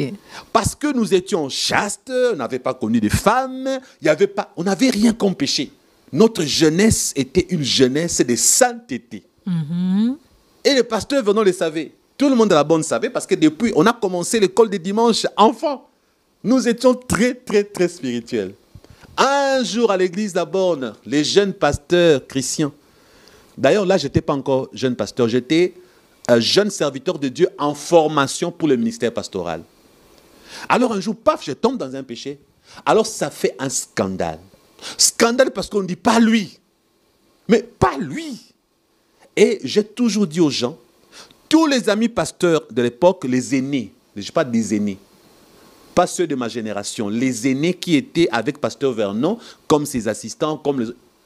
Ils m'ont tourné le dos. Ah bon? Ils m'ont tourné le dos. Et quand on m'a fait asseoir par le pasteur Vernon, d'ailleurs, voici ce qui s'est passé. C'est un peu du genre, on dit, reconnais-tu avoir cassé cette télécommande? Maintenant, je sais déjà que tout le monde m'a tourné le dos. C'est normal que le pasteur Vernon me tourne aussi le dos. Oui. Je dis au pasteur, non, pasteur, on ne vous a pas bien expliqué. Je n'ai pas cassé que la télécommande. C'est qu'on ne vous a pas dit que personne ne sait ici. J'avais aussi cassé les téléphones. Donc, qu'est-ce que je fais ce jour-là? J'ai dévoilé même autres détails que ceux qui m'avaient détesté ne connaissaient pas. J'ai dévoilé pire que ce qu'eux savaient. Oh là là. Ouais. C'est comme un voleur, on lui dit, tu avais volé du pain. Il dit, oh, attendez, il n'y a pas que le pain. Que le pain. À côté du pain, il y avait même aussi un billet de $100. Pourquoi je l'avais fait? Parce que depuis mon jeune âge, j'ai appris une chose du pasteur Vernon. L'approbation de Dieu. Okay. Dieu voit ce qui est caché. Les hommes vont t'acclamer. Ah, pasteur Christian, un bon serviteur de Dieu. Après ma mort, vois mes péchés là que je cache là. Si j'en ai là. Je veux faire bonne figure là. Oui. Je vais être un ange devant le monde entier là. Si je meurs là, Dieu connaît ce que je fais dans la cachette là. Bien sûr. Dans les ténèbres là, Dieu me connaît. Oui. Maintenant, Dieu qui connaît ce que je fais dans les ténèbres, alors que je vais mentir au monde entier. Après ma mort, c'est l'enfer. Bien sûr. Ma chérie, mon salut passe avant tout. Mon ministère ne passe pas avant mon salut. Mon mariage ne passera jamais avant mon salut. Tu ne passeras jamais avant mon Jésus. Comme mon salut avec mon Jésus passe avant, Oui. je suis prêt que le monde entier me rejette. Le monde entier me refuse. Mais je ne suis pas prêt à être rejeté par Jésus. Il a dit, il dira à plusieurs, je ne vous ai jamais connu. Arrière de moi, serviteur du péché, de l'iniquité, vous qui aimez et pratiquez le péché. Frères et sœurs, Satan n'est pas coupable de tout ce que nous faisons. Oh. Il y a des choses à cause de nos convoitises personnelles. Quand je suis tombé dans le péché là, j'ai dit au pasteur Vernon, maintenant après pasteur Vernon, qu'est-ce qu'il a fait? Il a dit non, il a annoncé à tout le monde, il reste avec nous dans ses ministères parce que c'est la première fois que pareille chose lui arrive. Ah bon? Ça alors? Et il m'a gardé dans le ministère jusqu'à sa mort. Ah bon? Et vous savez, quand vous m'avez connu, vous m'avez trouvé où? À la borne, à la radio de la borne, en train de travailler. Et j'ai eu un contrat avec Canal+. C'est ainsi que j'ai dit aux amis de la borne, j'ai beaucoup travaillé ici.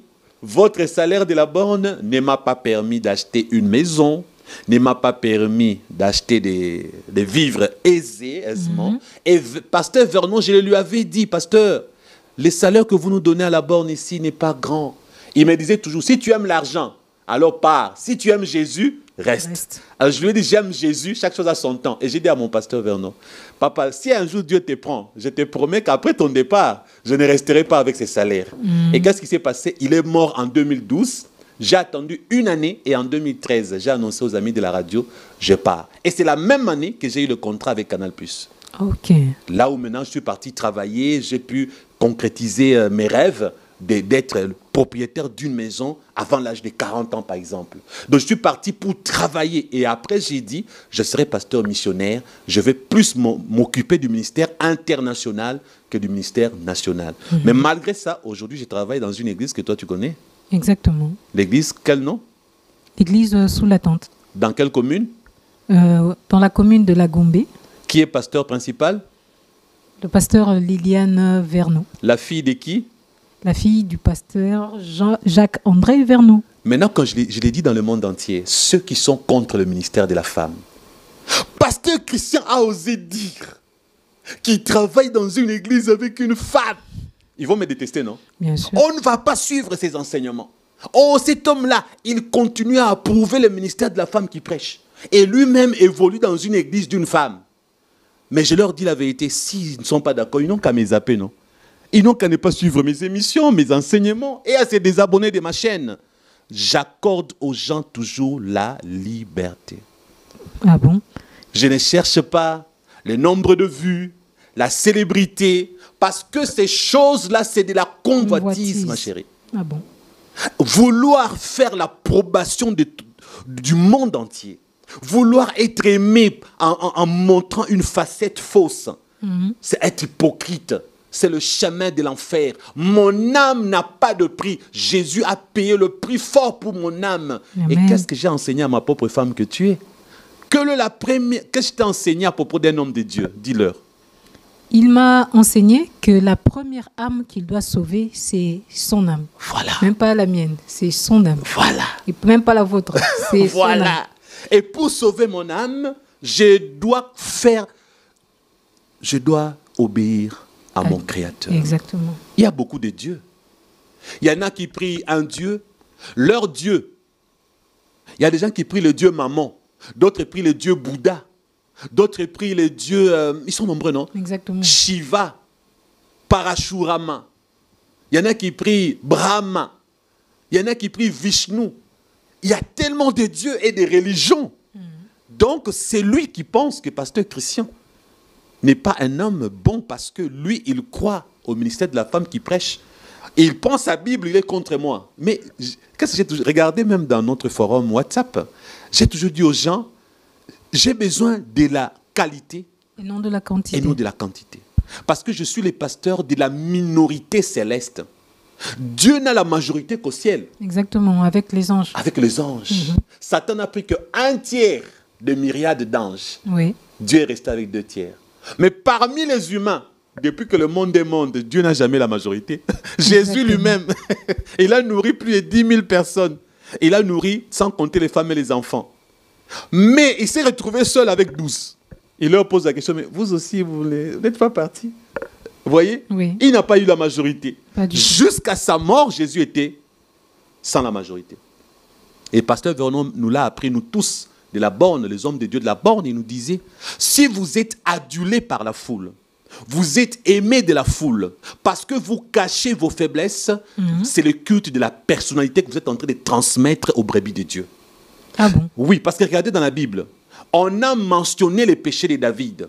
L'homme selon le cœur de Dieu, Dieu a fait mentionner son assassinat. Il a tué l'homme d'autrui et il a pris sa femme. Qui a fait mentionner ça dans la Bible? Dieu. Donc les hommes de Dieu ne doivent pas penser qu'il faut que nous cachions nos faiblesses, que nous cachions, parce que diront les gens de moi s'ils apprennent ces péchés que j'ai commis quand j'étais pasteur? Montre aux gens qui tu es. Tu es un homme aussi sauvé par Jésus. Oui. Les gens détournent leur regard de Jésus parce qu'ils pensent que nous sommes spéciaux. Que vous êtes parfaits. Que nous sommes parfaits. C'est un peu comme lorsque nous étions enfants, nous pensions que nos parents n'allaient pas dans la toilette. Je l'ai dit avec beaucoup de pudeur. Moi, quand j'étais enfant, je croyais que papa n'allait pas au petit coin, que maman ne faisait pas les choses là. Beaucoup d'enfants ont cru ça quand ils étaient enfants, que leurs parents... Tu comprends un peu? Et aujourd'hui, les hommes de Dieu sont devenus des dieux à la place de Dieu. Ils récupèrent la gloire de Dieu. C'est ainsi que lorsque, un bon matin, Dieu permet que ta vie soit dévoilée, les gens tombent de nu. Oh, pasteur Christian. Et Vernon m'avait dit une chose à l'époque. Je veux que tu sois un serviteur faible pour que Jésus te rende fort. Véridique, pas hypocrite. Dis toujours la vérité. Ceux qui aiment Jésus, ils aiment la vérité, ils te suivront. Ah bon? D'accord. Ce n'est pas toujours la faute de Satan. Et j'ai grandi comme ça dans mon ministère, dans ma vie, à savoir que quand je pêche, ce n'est pas Satan, c'est ma faute. Parce que j'ai la chair, mon premier ennemi, c'est la chair. Mais imaginons, pasteur, pour vous accorder une petite pause, quand, dans un cas comme celui-là, celui que vous avez évoqué, en ce qui concerne l'électrophorèse, un couple AS tient à tout prix à se marier. Et finalement, quand ils se marient, les enfants commencent à mourir. Parce qu'il y a plusieurs SS parmi eux. Et ils vont dire que c'est le diable. Très bonne réflexion. Que les gens m'excusent pour les nez parce que la climatisation ici, il fait très froid. Et c'est pourquoi mon nez dérange un peu. Qui m'excuse quand je fais... Je sais que ça dérange beaucoup de gens, bon, parce que j'ai un peu la sinusite. Bon, on vous en prie. Maintenant, Vous êtes AS, vous dites, bon, on s'est marié quand même. Si vous l'avez su.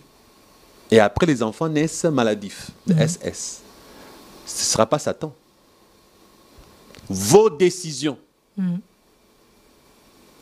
engendrent ou engendreront les résultats escomptés. Ça ne sera pas la faute de Satan. Et c'est ainsi que nous, à la borne, quand on trouve les AS, on refuse leur mariage. Ok. Mais dans ce cas, pasteur, une question me vient. Qu'est-ce qu'un chrétien doit faire pour se rassurer que derrière ce malheur qui le frappe, le diable n'y est pour rien? Qu'est-ce qu'il doit faire? Est-ce qu'il doit nécessairement entrer en retraite? Il doit prier pour savoir que derrière ce malheur qui me frappe ou qui frappe ma famille, se cache simplement nos mauvaises décisions ou encore une mauvaise observation ou encore le choix d'une convoitise. La réponse est dans Galates et dans 1 Pierre. Relisez encore 1 Pierre chapitre 2 verset 11. On va prendre la première réponse là-dedans.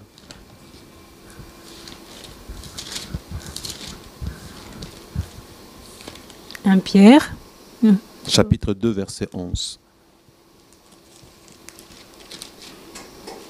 Relisez. 1 Pierre au chapitre 2, le verset 11. Relisez.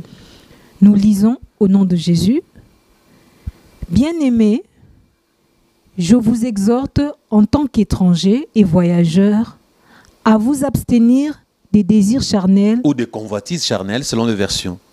qui font la guerre à l'âme. C'est la réponse de Pierre. À faire quoi? Quelle est la solution? S'abstenir. S'abstenir. Là, il ne dit pas fais jeûne et prière, lutte contre Satan et les démons. S'abstenir, c'est un exercice personnel. C'est à toi de prendre la décision. Je m'abstiens. Et là, nous tombons maintenant dans Galates. Les désirs de la chair, le convoitise, je ne veux pas vivre selon ces choses. La réponse de Pierre, abstiens-toi.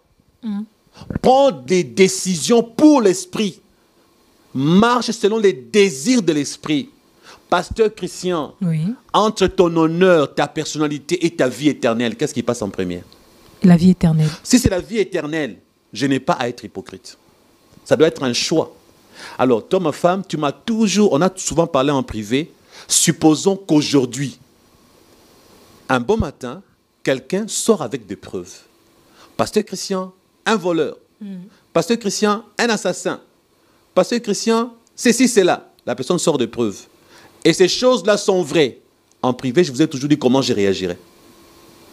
En privé, vous allez le confirmer si c'est vrai. Vous allez parler en public et dire que réellement, ce que le frère X ou Y a dit, c'est vrai, il ne va pas se gêner. C'est une occasion d'assurer ma sécurité éternelle.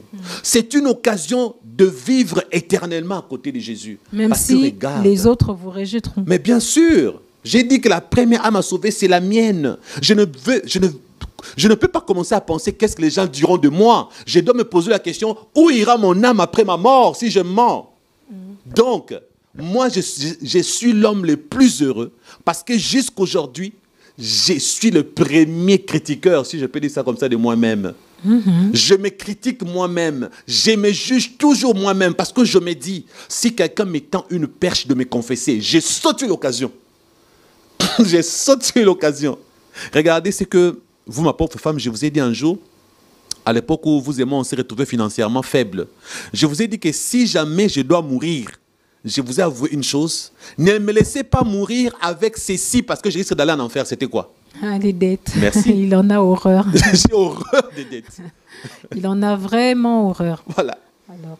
Et après vous, j'ai appelé ma propre fille, précieuse Diane. Si ma femme n'arrive pas à payer cette dette-là, s'il te plaît, de mon vivant, rassure-moi que la dette-là sera payée. Et là, nous sommes 3 ans en arrière. Parce que j'ai dit, mais Seigneur, pourquoi je dois mourir avec l'argent d'autrui? La Bible dit, ne devez rien à personne. Exactement. Alors imagine un bon matin, quelqu'un montre que je suis un voleur, j'ai volé, j'ai menti, j'ai escroqué. Ça me fait honte, j'ai mal. Quelle honte! Je suis prêt à arrêter avec le ministère pour sauver mon âme. Parce qu'en ces moments-là, comme Dieu vient de permettre qu'on me dévoile, vaut mieux arrêter avec le ministère. Frères et sœurs, j'ai réellement volé. Frères et sœurs, j'avais réellement menti. Ce qu'ils ont dit là, c'est vrai. Pardonnez-moi. Regardez, même le païen comprenne ça mieux que nous. Ah bon, comment? Bill Clinton, lorsqu'il a été... Affaire Monica Lewinsky. Lewinsky. Il y en a eu 2, non? Ouais. Il a demandé pardon en public. Il n'avait qu'un mandat. Mais les Américains lui ont donné un 2e mandat. Un être humain normal sait compatir devant la faiblesse de l'autre.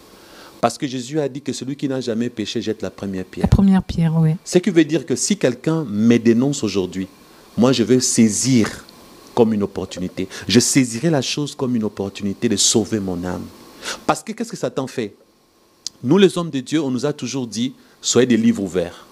Oui. Et un livre ouvert n'a pas peur qu'on lise les mauvais chapitres. Regardez la Bible.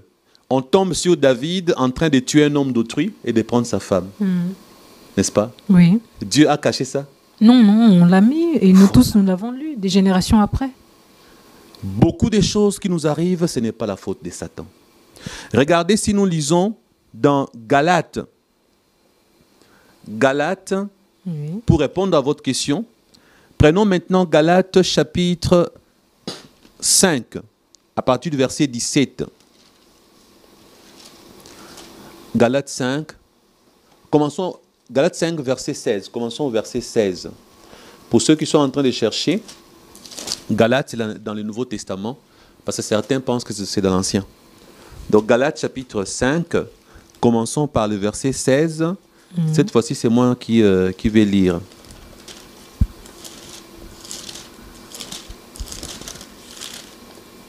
Oui, Galates 5, 16 à chapitre 17. 5, Jusqu'à 18. verset 16 à 18. C'est moi qui vais lire 16 cette à fois-ci. 18. Je vous en J'ai prie. dit donc, marchez selon l'esprit. Yes. Vous voyez la réponse de l'apôtre Paul? Et vous n'accomplirez pas les désirs de la chair. Paul n'a pas dit combattez les démons, chassez Satan, combattez les sorciers de la famille. Paul n'a pas dit voyez les diables partout, c'est sa faute. Paul a dit marchez selon l'esprit et vous n'accomplirez pas les désirs de la chair. Pierre a parlé, a dit que c'était une guerre que nos convoitises livraient à notre âme. Exact. C'est une guerre. Et Paul a dit arrêtez. C'est un exercice personnel. Ça ne demande pas le jeûne et la prière. Ça ne demande pas une délivrance contre Satan, contre les démons. Et l'apôtre Paul dit, marchez selon l'esprit.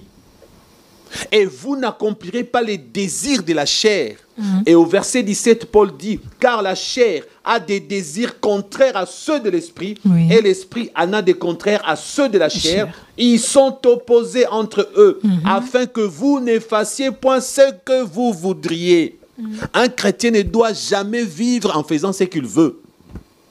Je veux deuxième femme, je dois coucher avec. Troisième femme, je dois coucher avec. Je veux de l'argent, je dois voler, je dois mentir, je dois tricher. Je veux une voiture. Il faut coûte que je m'achète une nouvelle voiture. Peu importe le moyen. La fin justifie le moyen. Ouais. Non. Ouais. Tu dois prendre la décision de vivre selon l'esprit, en abandonnant les convoitises, en fuyant le péché. La Bible dit, fuyez l'impudicité. La Bible n'a pas dit prier contre l'impudicité. Les gens là qui prient, oh Seigneur, aide-moi, j'ai toujours envie de coucher avec les femmes. C'est pourquoi ça ne marche pas. C'est pourquoi ça ne marche pas. Fuyez l'impudicité. Regarde, il y a une sœur. Comment tu es tombé avec ces garçons?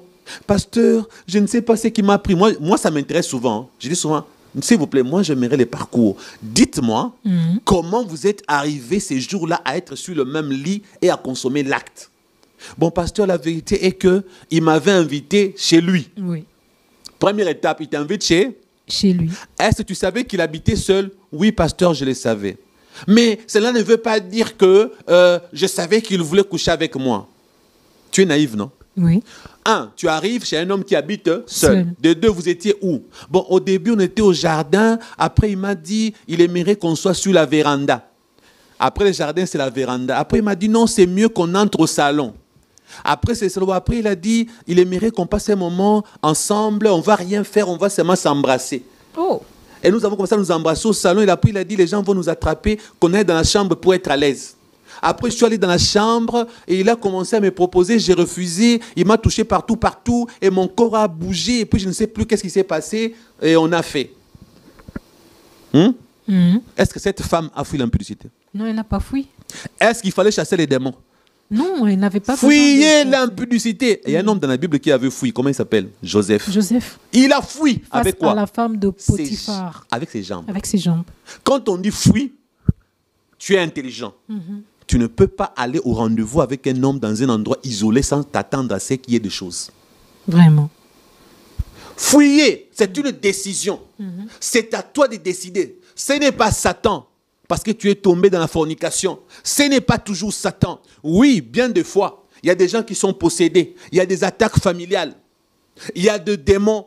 Il y a des magiciens. Il y a des marabouts. Il y a X et Y. Oui, mais quelquefois, le combat contre la chair et l'âme, ce n'est pas la faute de Satan. C'est à toi de savoir que ta chair doit être maîtrisée. Souvent, les gens disent, moi.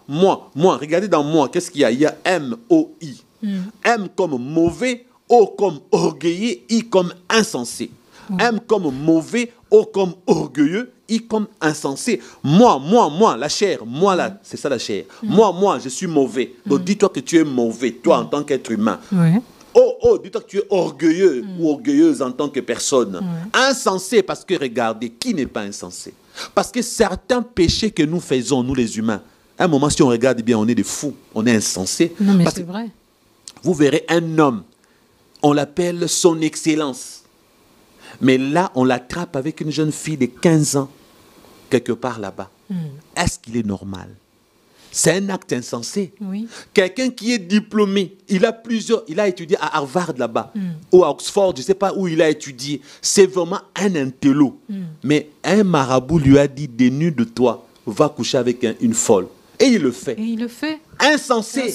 La chair. Oui. On veut le pouvoir. On veut la gloire. On veut l'argent. Oui. On est insensé. Orgueilleux, pourquoi? Le matuvisme. Les gens doivent savoir qui je suis. Non, il ne faut pas qu'on sache que je suis faible. Non. Les gens doivent avoir l'image d'un grand serviteur de Dieu. Pasteur Christian, l'homme qui ne pêche jamais. Pasteur Christian, il crache l'onction. Il a un bon passé, il n'a rien fait de mal. L'orgueil. Et on est mauvais, orgueilleux, insensé. Lorsque tu luttes contre le mauvais, contre l'orgueil, contre l'insensé que tu es, tu dis alors, le premier ennemi, ce n'est pas Satan, c'est moi-même. Et là où Paul dit, et Pierre a précisé, tu n'es que pèlerin. Paul dit, marchez selon l'esprit et vous n'accomplirez pas les désirs de la chair. Et Paul précise, ils sont opposés entre eux afin que vous ne fassiez point ce que vous voudriez. Pourquoi? L'opposition est une opportunité. L'opposition entre les œuvres de la chair et les œuvres de l'esprit, c'est ça l'occasion de ne pas faire ce qu'on veut. Comme il y a opposition, moi en tant qu'enfant de Dieu, je m'accroche à cette opposition. J'ai choisi l'esprit, alors je refuse de faire ce que je veux. Ce que je veux, c'est ça la chair. Mais ce que l'esprit veut, c'est que je m'abstienne de tout péché, de suivre. Alors j'ai choisi de crucifier ma chair. Première victoire contre soi-même. Le diable n'est pas toujours coupable de tout ce qui nous arrive, parce que quand tu vis dans le péché, tu as ouvert les portes spirituelles. Au fond, c'est tes convoitises, c'est tes propres péchés qui invitent Satan et les démons. Venez, je vis dans le péché. Venez, je vis dans la convoitise. Venez. Alors en ces moments-là, ils viennent en courant. Les innocents, Satan, démons, trouvent l'opportunité de venir, tu les as invités. Alors en ces moments-là, quand ils viennent, tu es toujours coupable. C'est de ta faute parce qu'on t'a ensorcelé. C'est de ta faute, on t'a ensorcelé parce que tu vivais dans le péché. On t'a maudit parce que tu vivais dans le péché. On a détruit ta vie par le sorcier à cause de tes péchés. Tes portes ouvertes. Commence par comprendre que tu es le propre sorcier de ta vie. C'est ta propre faute s'ils ont eu raison de toi. Parce que si tu vis selon l'esprit, si tu marches dans la crainte de Dieu, dans la haine du péché, Satan viendra, il ne trouvera pas l'entrée. Il ne trouvera pas les ouvertures. Les démons viendront, ils ne trouveront rien. Les sorciers vont attaquer, le marabout vont attaquer. Ils ne trouveront pas des ouvertures. Ils vont échouer parce que les portes sont fermées. Et ton âme est protégée. Mais lorsque Satan trouve l'opportunité, tu restes coupable. Donc les chrétiens doivent savoir que ce que Satan arrive à faire dans notre vie, bien souvent, c'est par notre propre faute. Avant de chercher les démons de la famille, le sorcier X, marabout Y, c'est la faute de X. Et regardez, même Adam et Ève, lorsqu'ils ont péché, à qui la faute? Souvenez-vous, ils étaient saints. Oui, ils étaient saints. Saints qu'ils étaient, ils ont désobéi à Dieu. C'est un libre arbitre. Le choix qu'ils ont fait, parce que Dieu nous a créés avec le libre arbitre. Les décisions que nous prenons, ce n'est pas parce que nous sommes nés dans le péché. Parce que ceux qui étaient nés saints, ils avaient le même pouvoir du libre arbitre que toi et moi. Ok. Satan, dans sa sainteté, devait faire un choix. Il a fait le choix avec Ève de désobéir à Dieu. Donc ne pensez pas que nous faisons de mauvais choix parce que nous sommes nés dans le péché. Non. Même ceux qui étaient nés saints, fabriqués saints, Adam et Ève ont péché en choisissant l'obéissance à Satan. Donc mon frère, ma soeur, le mauvais choix que tu fais, tu n'es pas envoûté pour ça. Il y en a qui pensent qu'ils sont envoûtés parce que le mauvais choix, c'est l'envoûtement. Non. Beaucoup d'ailleurs. Non, d'ailleurs, écoutez bien. Les démons et Satan n'ont pas accès à notre esprit pour lire nos pensées. Ah bon? Maintenant, la question que je pose, comme tous les marabouts convertis, les sorciers convertis sont tous d'accord que le diable ne lit même pas, ne connaît pas nos pensées, que eux-mêmes ne lisaient pas les pensées. Même Hélène a témoigné en disant, à l'époque, elle ne savait pas que Satan n'avait pas droit accès à nos pensées ni les démons. Alors commencez à comprendre pourquoi Dieu a scellé les pensées de l'homme. Pourquoi Dieu a interdit aux démons et à Satan d'avoir accès. Parce que Dieu te laisse la possibilité de faire le mauvais ou le bon choix. Tant que personne ne sait ce que tu penses, tu peux... Il y a même Bisungi qui disait, pendant qu'il était là-bas, dans sa tête, il cherchait le moyen de sortir du satanisme. Les démons ne savaient pas. Satan ne savait pas. Parce que si Dieu avait laissé une porte ouverte dans nos pensées, comment tu vas te convertir, toi qui es chez Satan? Il saura déjà ce que tu penses. Il ne va pas te laisser vivre. Hein. Voilà. Là, il ne te donnera pas une minute. Or, Satan, qu'est-ce qu'il fait? Comme il ne connaît pas tes pensées, il t'envoie, il t'injecte tes mauvaises pensées. C'est quand tu acceptes le pensée de Satan que ça devient tes pensées. Okay. Mais tant que tu refoules les mauvaises pensées, ça ne sont pas tes pensées. Donc, l'être humain qui prend de mauvaises décisions, c'est sa faute. Ce n'est pas la faute de Satan. La mauvaise décision de toujours voler, ça vient de toi. La mauvaise décision de toujours être là dans la fainéantise, de ne pas vouloir travailler, de ne pas étudier, vouloir exceller. Exceller. Tu es toujours poltronne, tu ne te bats pas dans la vie, tu aimes la facilité, tu prends de mauvais choix dans le mariage. C'est toi, ce n'est pas Satan. Et maintenant, lorsque tu associes tes mauvaises décisions avec l'influence des mauvaises pensées venues des démons, tu deviens encore beaucoup plus coupable. Or, la Bible dit, ramenez toute pensée captive à l'obéissance de Christ. Toutes les pensées captives là, ramène-les à l'obéissance de Christ. Amen. Et il t'envoie des pensées. Tu acceptes ces pensées, ça suit ton âme. Prends ces pensées-là captives, ramène-les à l'obéissance de Christ. Yes. Et lorsque tu fermes le porte, comme Satan ne connaît pas ce que tu penses, le diable va dire, en général, cette femme, elle tombe toujours dans l'impudicité. Aujourd'hui, elle va aussi tomber. Satan et les démons vont sursauter. Ce jour-là, tu n'es pas tombé. Parce que tu as le libre arbitre. Tu as le pouvoir de dire non à Satan. Donc, pour que tu sois détruit, ça ne peut être que ta propre faute. En plus, nous ne combattons pas pour la victoire, nous combattons dans la victoire. Wow. Maintenant, Dieu te dit, par son Fils Jésus, tu combats dans la victoire et non pour la victoire. Et lorsque tu échoues, c'est la faute de qui? C'est la faute de qui? C'est ta propre faute. Ce n'est pas la faute de Satan. Bien des fois, Satan est innocent. Parce que pauvre diable, il est déjà dans l'échec depuis Golgotha. Bien sûr. Pauvre diable, le combat, donc sa défaite a été, écoutez bien, scellé. La Bible dit, il a dépouillé les dominations. Yes.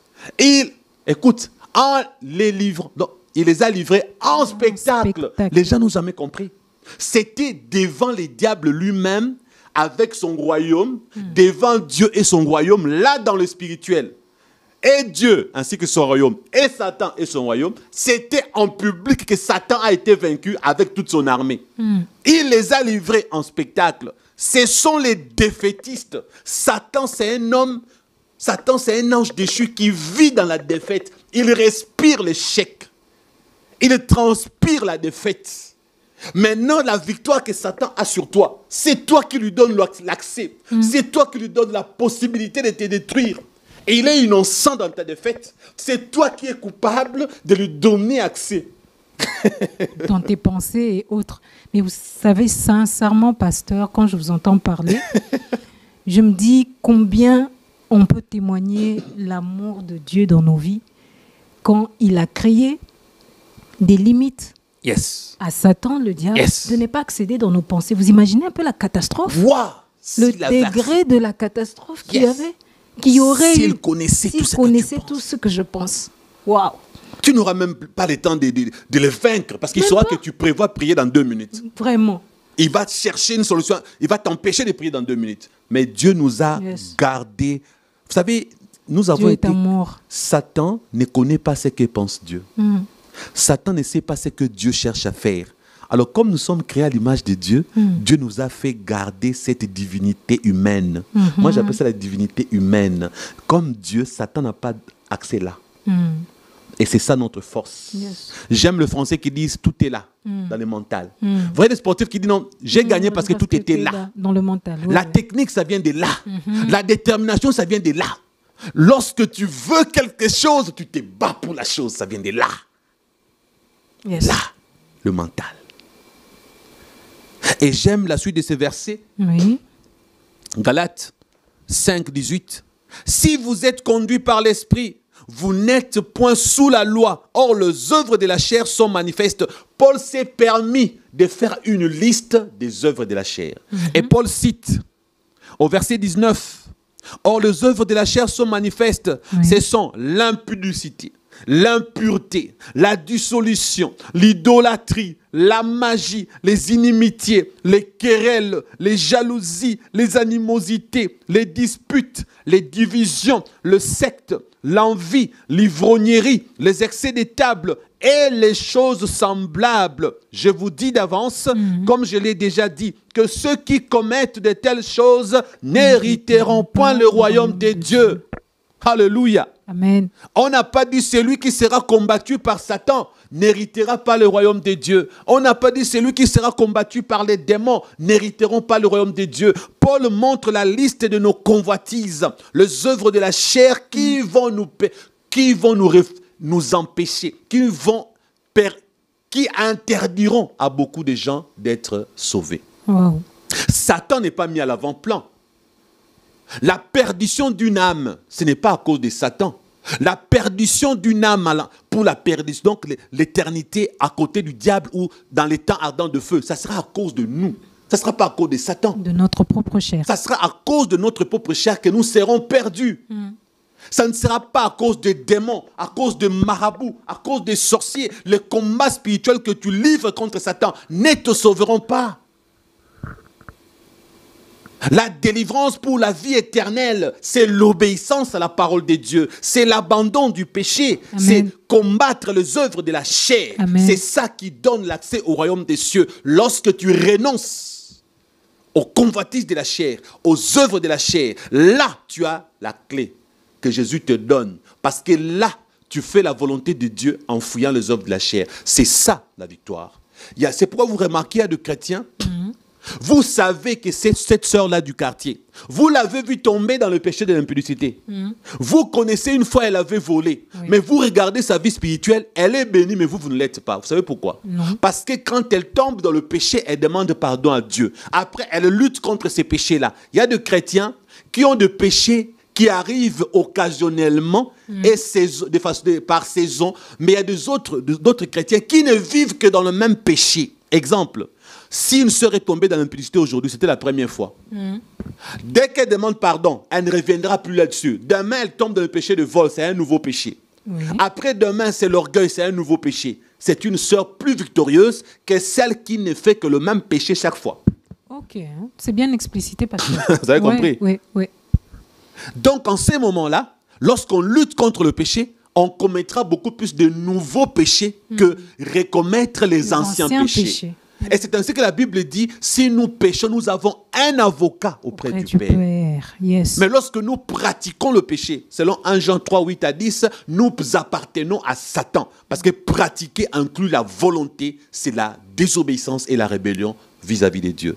Donc Satan et les démons sont innocents pour la perdition de chacun de nous. Parce que le jour où tu iras en enfer, ça ne sera pas à cause de Satan. Parce que Dieu te dira, c'est de ta faute. Jésus lui m'a dit, je dirai, arrière de moi, vous qui commettez l'iniquité. Pas vous qui avez été tentés par Satan. Pas vous qui avez été combattus par Satan. Mais regardez, il y a de ces chrétiens-là. Vous ne comprenez pas. Ils ne font pas de jeûnes et prières comme vous. Mais eux, ils réussissent dans la vie. Ils ne connaissent pas tout ce que vous connaissez concernant les diables et les modes opératoires de Satan. Mais eux, ils ont la victoire. Vous, malgré vos prières là, ça ne marche pas dans votre mariage. Ça ne marche pas dans votre profession. Malgré les multiples combats spirituels, vous vivez dans le blocage. Mais cette sœur-là, ces frères-là, lui, ça marche. Vous savez pourquoi? Parce que sa relation avec Dieu est intacte. Cette sœur, ses frères, a arrêté de vivre selon la chair. Il vit selon l'esprit. Alors en ces moments-là, quand l'esprit de Dieu est en toi, lorsque tu vis dans la volonté de Dieu, l'ennemi Satan prend des distances. Là où il y a Dieu, Satan prend la fuite. Amen. Là où il y a la présence de Jésus, les démons déguerpissent. Ils n'ont même pas besoin que tu les chasses. Les gens n'ont jamais compris ça. Regardez, arrêtez de vous occuper de Satan. Parce que si vous vous occupez de Dieu, Satan fuira loin de vous à cause de la présence de Dieu. Voilà ce que Jacques 4,7 dit. Soumettez-vous donc à Dieu, résistez au diable et il fuira loin de vous. Je me soumets à Dieu. Ma soumission à Dieu, lorsque je résiste, qu'est-ce que Satan fait? Il va loin. Mais dans le Notre Père, j'aime Jésus qui a dit, Notre Père qui es aux cieux, que ton nom soit sanctifié, que ton règne vienne. Les gens n'ont jamais compris que ça, ce n'est pas une récitation. Les gens n'ont jamais compris c'est quoi le Notre Père. Les gens ont pensé que c'était un modèle catholique. C'est une récitation à la con de l'Église catholique. C'est une prière. Non! La prière de Jésus, c'est une victoire contre Satan. Le modèle de notre Père, c'est l'invitation du royaume des cieux sur la terre. Wow. C'est une invitation du sacerdoce de Dieu pour dominer ici-bas. Regardez. Notre Père qui est aux cieux, c'est qui? Le créateur de tout. Oui. C'est qui? Le créateur de Satan. Oui. C'est qui? Le Père de Jésus. Lui-même, Jésus dit, notre Père qui est aux cieux. Il n'a pas dit mon Père. Il s'associe parce que c'est la prière sacerdotale de Christ. Même avant sa mort, il parlait des autres à son Père. Et là, il dit, voilà comment vous allez prier. Pas mon Père, le vôtre aussi. Notre Père qui est aux cieux. Yes. Que ton nom soit sanctifié. Oh Jésus, tu n'es pas encore mort. Par quoi le nom de Dieu sera-t-il sanctifié? Dieu, ne vivant pas dans le péché, n'a pas besoin du sang de Jésus pour sanctifier son nom. Amen. Voilà pourquoi Jésus dit, sanctifie-les par ta parole. Le nom de Dieu est sanctifié par sa parole. Parce que Dieu n'a jamais péché pour avoir besoin du sang de Jésus. Les gens n'ont jamais su que Dieu a la capacité de pardonner tes péchés en te sanctifiant rien que par un mot. Voilà pourquoi Jésus, de son vivant, a eu à pardonner le péché. Mais par quel sang? Puisqu'il n'était pas encore mort. La parole de Dieu sanctifie. Notre Père qui es aux cieux, que ton nom soit sanctifié. Que ton règne vienne. Lui, il règne au ciel. Avec les 2/3 des créatures célestes. Dieu, on l'adore par les 24 vieillards.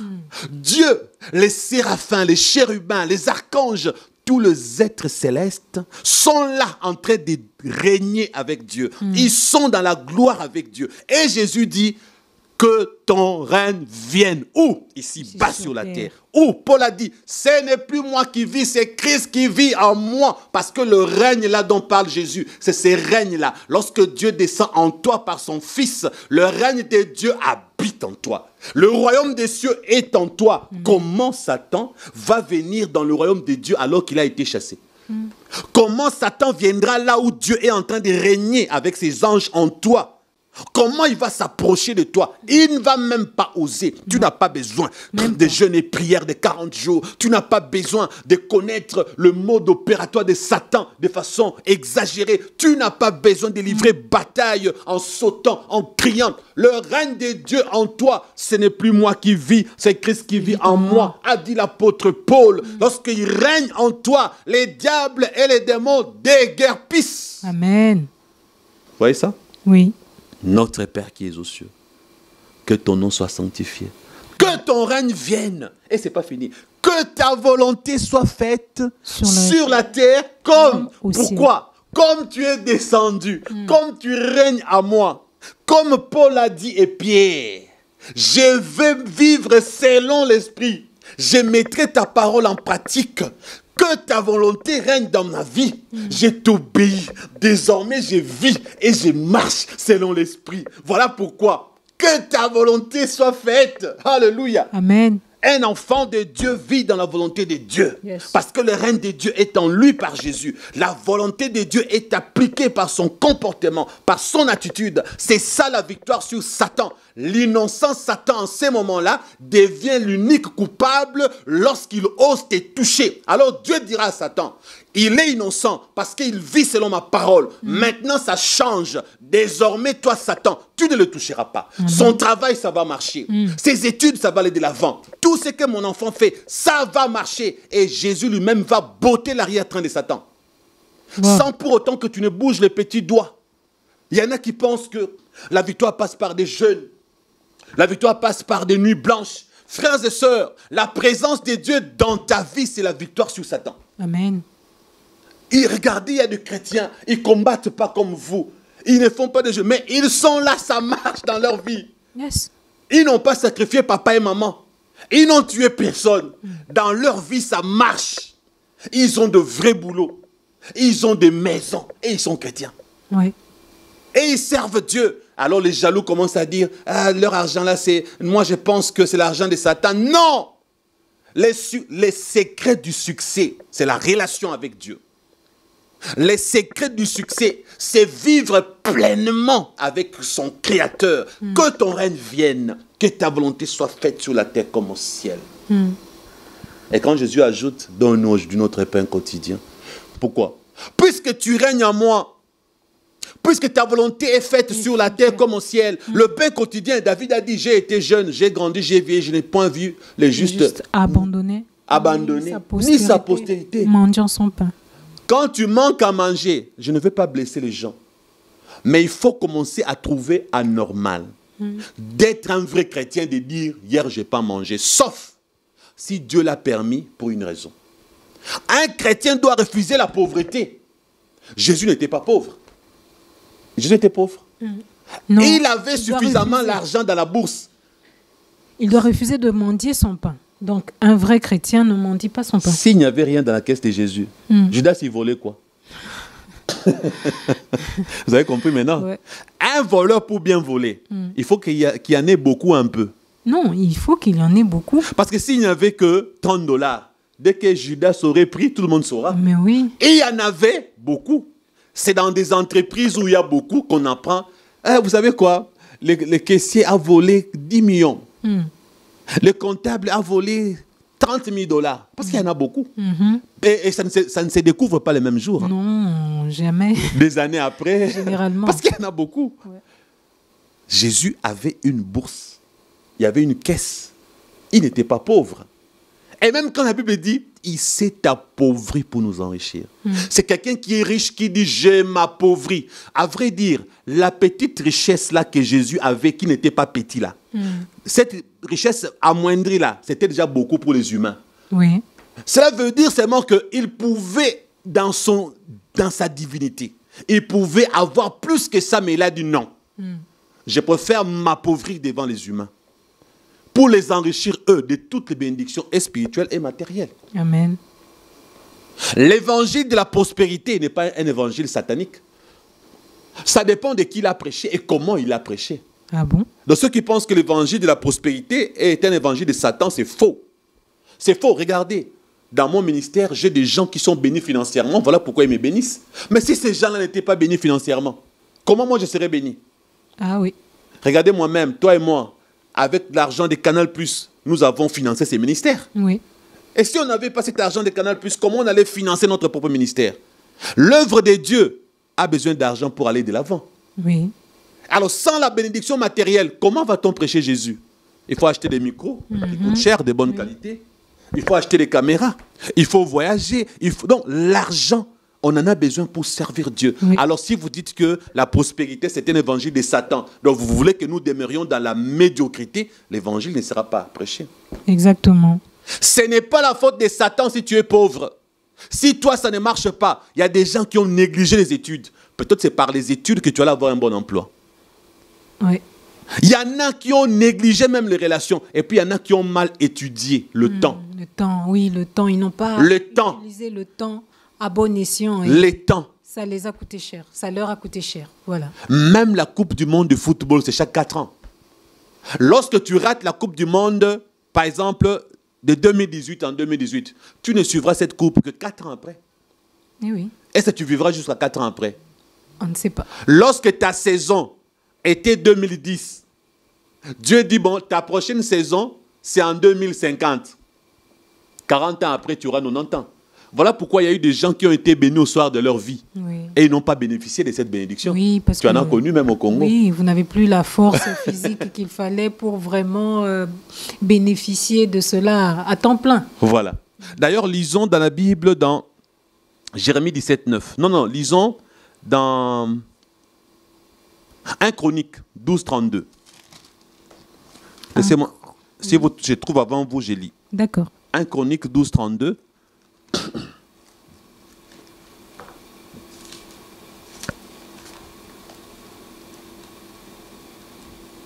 J'ai trouvé, je crois, 1 Chronique, chapitre 12, verset 32. Oui. La Bible dit,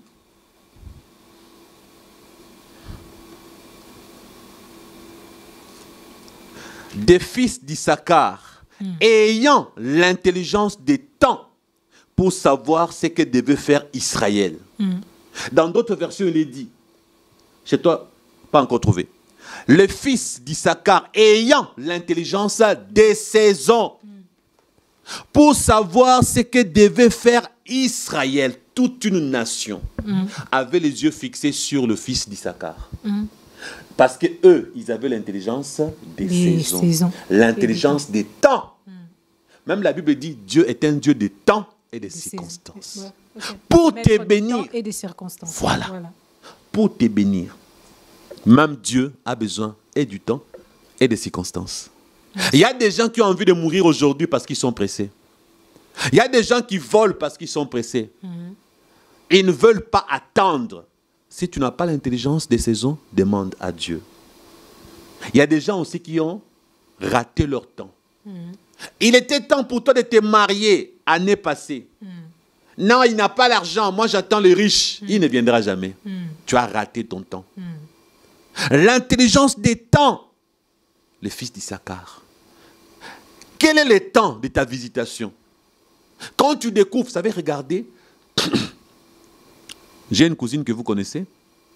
2 hommes sont venus pour demander un mariage. L'un est riche à l'argent, l'autre apparemment pauvre, mais vrai chrétien. L'autre, c'était un païen. Sa maman a privilégié le païen parce qu'il avait l'argent. Oui. Je me suis opposé et on m'a chassé. Aujourd'hui, le riche là, païen, lui a fait 5 enfants et l'a abandonné. Ouais. Le chrétien là qui était pauvre apparemment là, sérieux, aujourd'hui c'est lui qui est plus riche que le païen là qu'on avait. Voilà. Et elle et sa maman n'ont pas discerné les temps. Ce qui vient avant les temps, j'ai toujours dit, c'est prématuré ou précoce. Oui, oui. Et ce qui vient après les temps, c'est expiré ou périmé. Périmé, voilà. Alors si ça n'a pas marché dans ta vie, oublie un peu Satan. Assieds-toi, regarde d'où tu viens. Tu es aujourd'hui la sommation de tout ce que tu avais décidé hier. Tu seras demain l'addition de tout ce que tu décides aujourd'hui. Qu'est-ce qui n'a pas marché dans ta vie? Est-ce que c'est la faute des démons, la faute de Satan, ou c'est toi le problème? Est-ce qu'il faut toujours chasser les démons à tout moment? Est-ce qu'il faut toujours voir Satan quand ça ne marche pas? C'est Satan, c'est mon oncle, c'est ma tante, c'est les démons. Je ne sais pas si vous avez encore des questions. En tout cas, pas grand-chose encore. Je pense que le pasteur Christian a été suffisamment clair par rapport à cela. Donc, il serait important pour tout chrétien de prendre le temps de s'asseoir et d'analyser sa propre vie, de faire un examen de conscience pour voir si ce qui vous est arrivé, c'est vraiment de votre propre faute ou bien c'est la faute à Satan. Et il vous a dit tout à l'heure que la plupart des cas, il arrive que Satan soit innocent, si on peut le dire comme ça. Tout simplement parce que vous n'avez pas eu à saisir votre saison, ni vous n'avez pas eu l'intelligence des temps et de saison. Et vous avez pris peut-être encore des mauvaises décisions. Ou encore, vous vous êtes retrouvé dans ce mariage-là ou dans ce travail-là par convoitise. Vous voulez faire comme X. Vous voulez vous marier comme tous tes amis se sont mariés et toi aussi tu te dis non, non, non, il faudrait que je me marie et puis tu te maries et puis ça capote. Non, il faudrait que j'attende l'homme qui aura un peu plus d'argent, qui viendra m'épouser. Je veux faire les fêtes avec tapage comme ça se voit sur YouTube et je ne sais où. Et tu n'arrives pas à saisir le temps et le temps passe. L'âge avance et tu coiffes la Sainte Catherine, comme on le dit en français. Alors, Pasteur Christian, votre mot de la fin pour cette émission. Comme je ne mourrai pas aujourd'hui, donc je n'ai pas le mot de la fin. Et j'ai précisé, pour cette émission. Ah, ok. Merci pour la précision. Merci. J'aimerais dire aux chrétiens qu'avec Dieu, il n'est jamais trop tard. Si avec Dieu, il était trop tard, ou il était possible qu'il soit trop tard, Abraham et Sarah n'allaient pas avoir l'enfant à l'âge aussi... adulte, avancé, vraiment avancé en âge. Il n'est jamais trop tard avec Dieu. Dieu aime les gens qui reconnaissent leurs erreurs. David, quand il a reconnu ses erreurs, ses péchés, après l'avoir châtié, Dieu lui a fait grâce. Les châtiments de Dieu existent. C'est pourquoi Hébreu nous dit que Dieu, il châtie les enfants qu'il prend pour fils et les enfants qu'il chérit. Vaut mieux tomber entre la main de Dieu que tomber entre la main du diable. C'est pourquoi moi, j'aime Dieu et j'aime tomber entre sa main, qui me punisse, qui me châtie, parce qu'à la fin, il est fait par amour. Yes. Est-ce que tu reconnais les péchés dans ta vie? Tu te rapproches de quoi, ma soeur, mon frère? Humilie-toi devant lui. Oublie Satan. Oublie les démons. Oublie les sorciers de ta famille. Vois ta part. Oui, les sorciers t'ont manipulé. Les démons t'ont attaqué. Satan, vraiment, il a joué avec ta vie. Mais pourquoi? Je l'ai dit. Les portes ouvertes. C'était par ta faute. Dès que tu comprends ta culpabilité, tu comprendras que Satan était innocent. Parce que quelque part, c'est toi qui lui as donné le fouet pour te battre. Alors, avant de livrer bataille contre le monde des ténèbres, livre la première bataille, le premier combat, fais comme Pierre a dit. Il y a une guerre entre ton corps et ton âme. Livre ces combats-là. Souviens-toi que tu es pèlerin, passager sur terre. Fais ce que Paul a dit, marche selon l'esprit. Prends des décisions, arrête avec le péché. Arrête avec les compromissions. Dès que tu vas remplir ces conditions, sans même jeûner et prier, les choses vont changer. Invite le royaume des cieux dans ta vie. Invite la présence de Dieu en toi, que sa volonté soit faite dans ta vie. Si tu ne fais pas la volonté de Dieu, sa présence ne viendra pas. Son royaume ne descendra pas dans ta vie. Christ ne vivra pas en toi. Mais si tu le fais, avant même que tu n'es jeune, tu vas voir le changement, car Satan déguerpit. Il déguerpit toujours devant la présence de Dieu. C'est tout ce que j'avais à ajouter pour finir. Il ne nous reste plus qu'à vous dire merci de nous avoir suivis. Et à la prochaine, si Jésus-Christ ne revient pas de sitôt. Au revoir.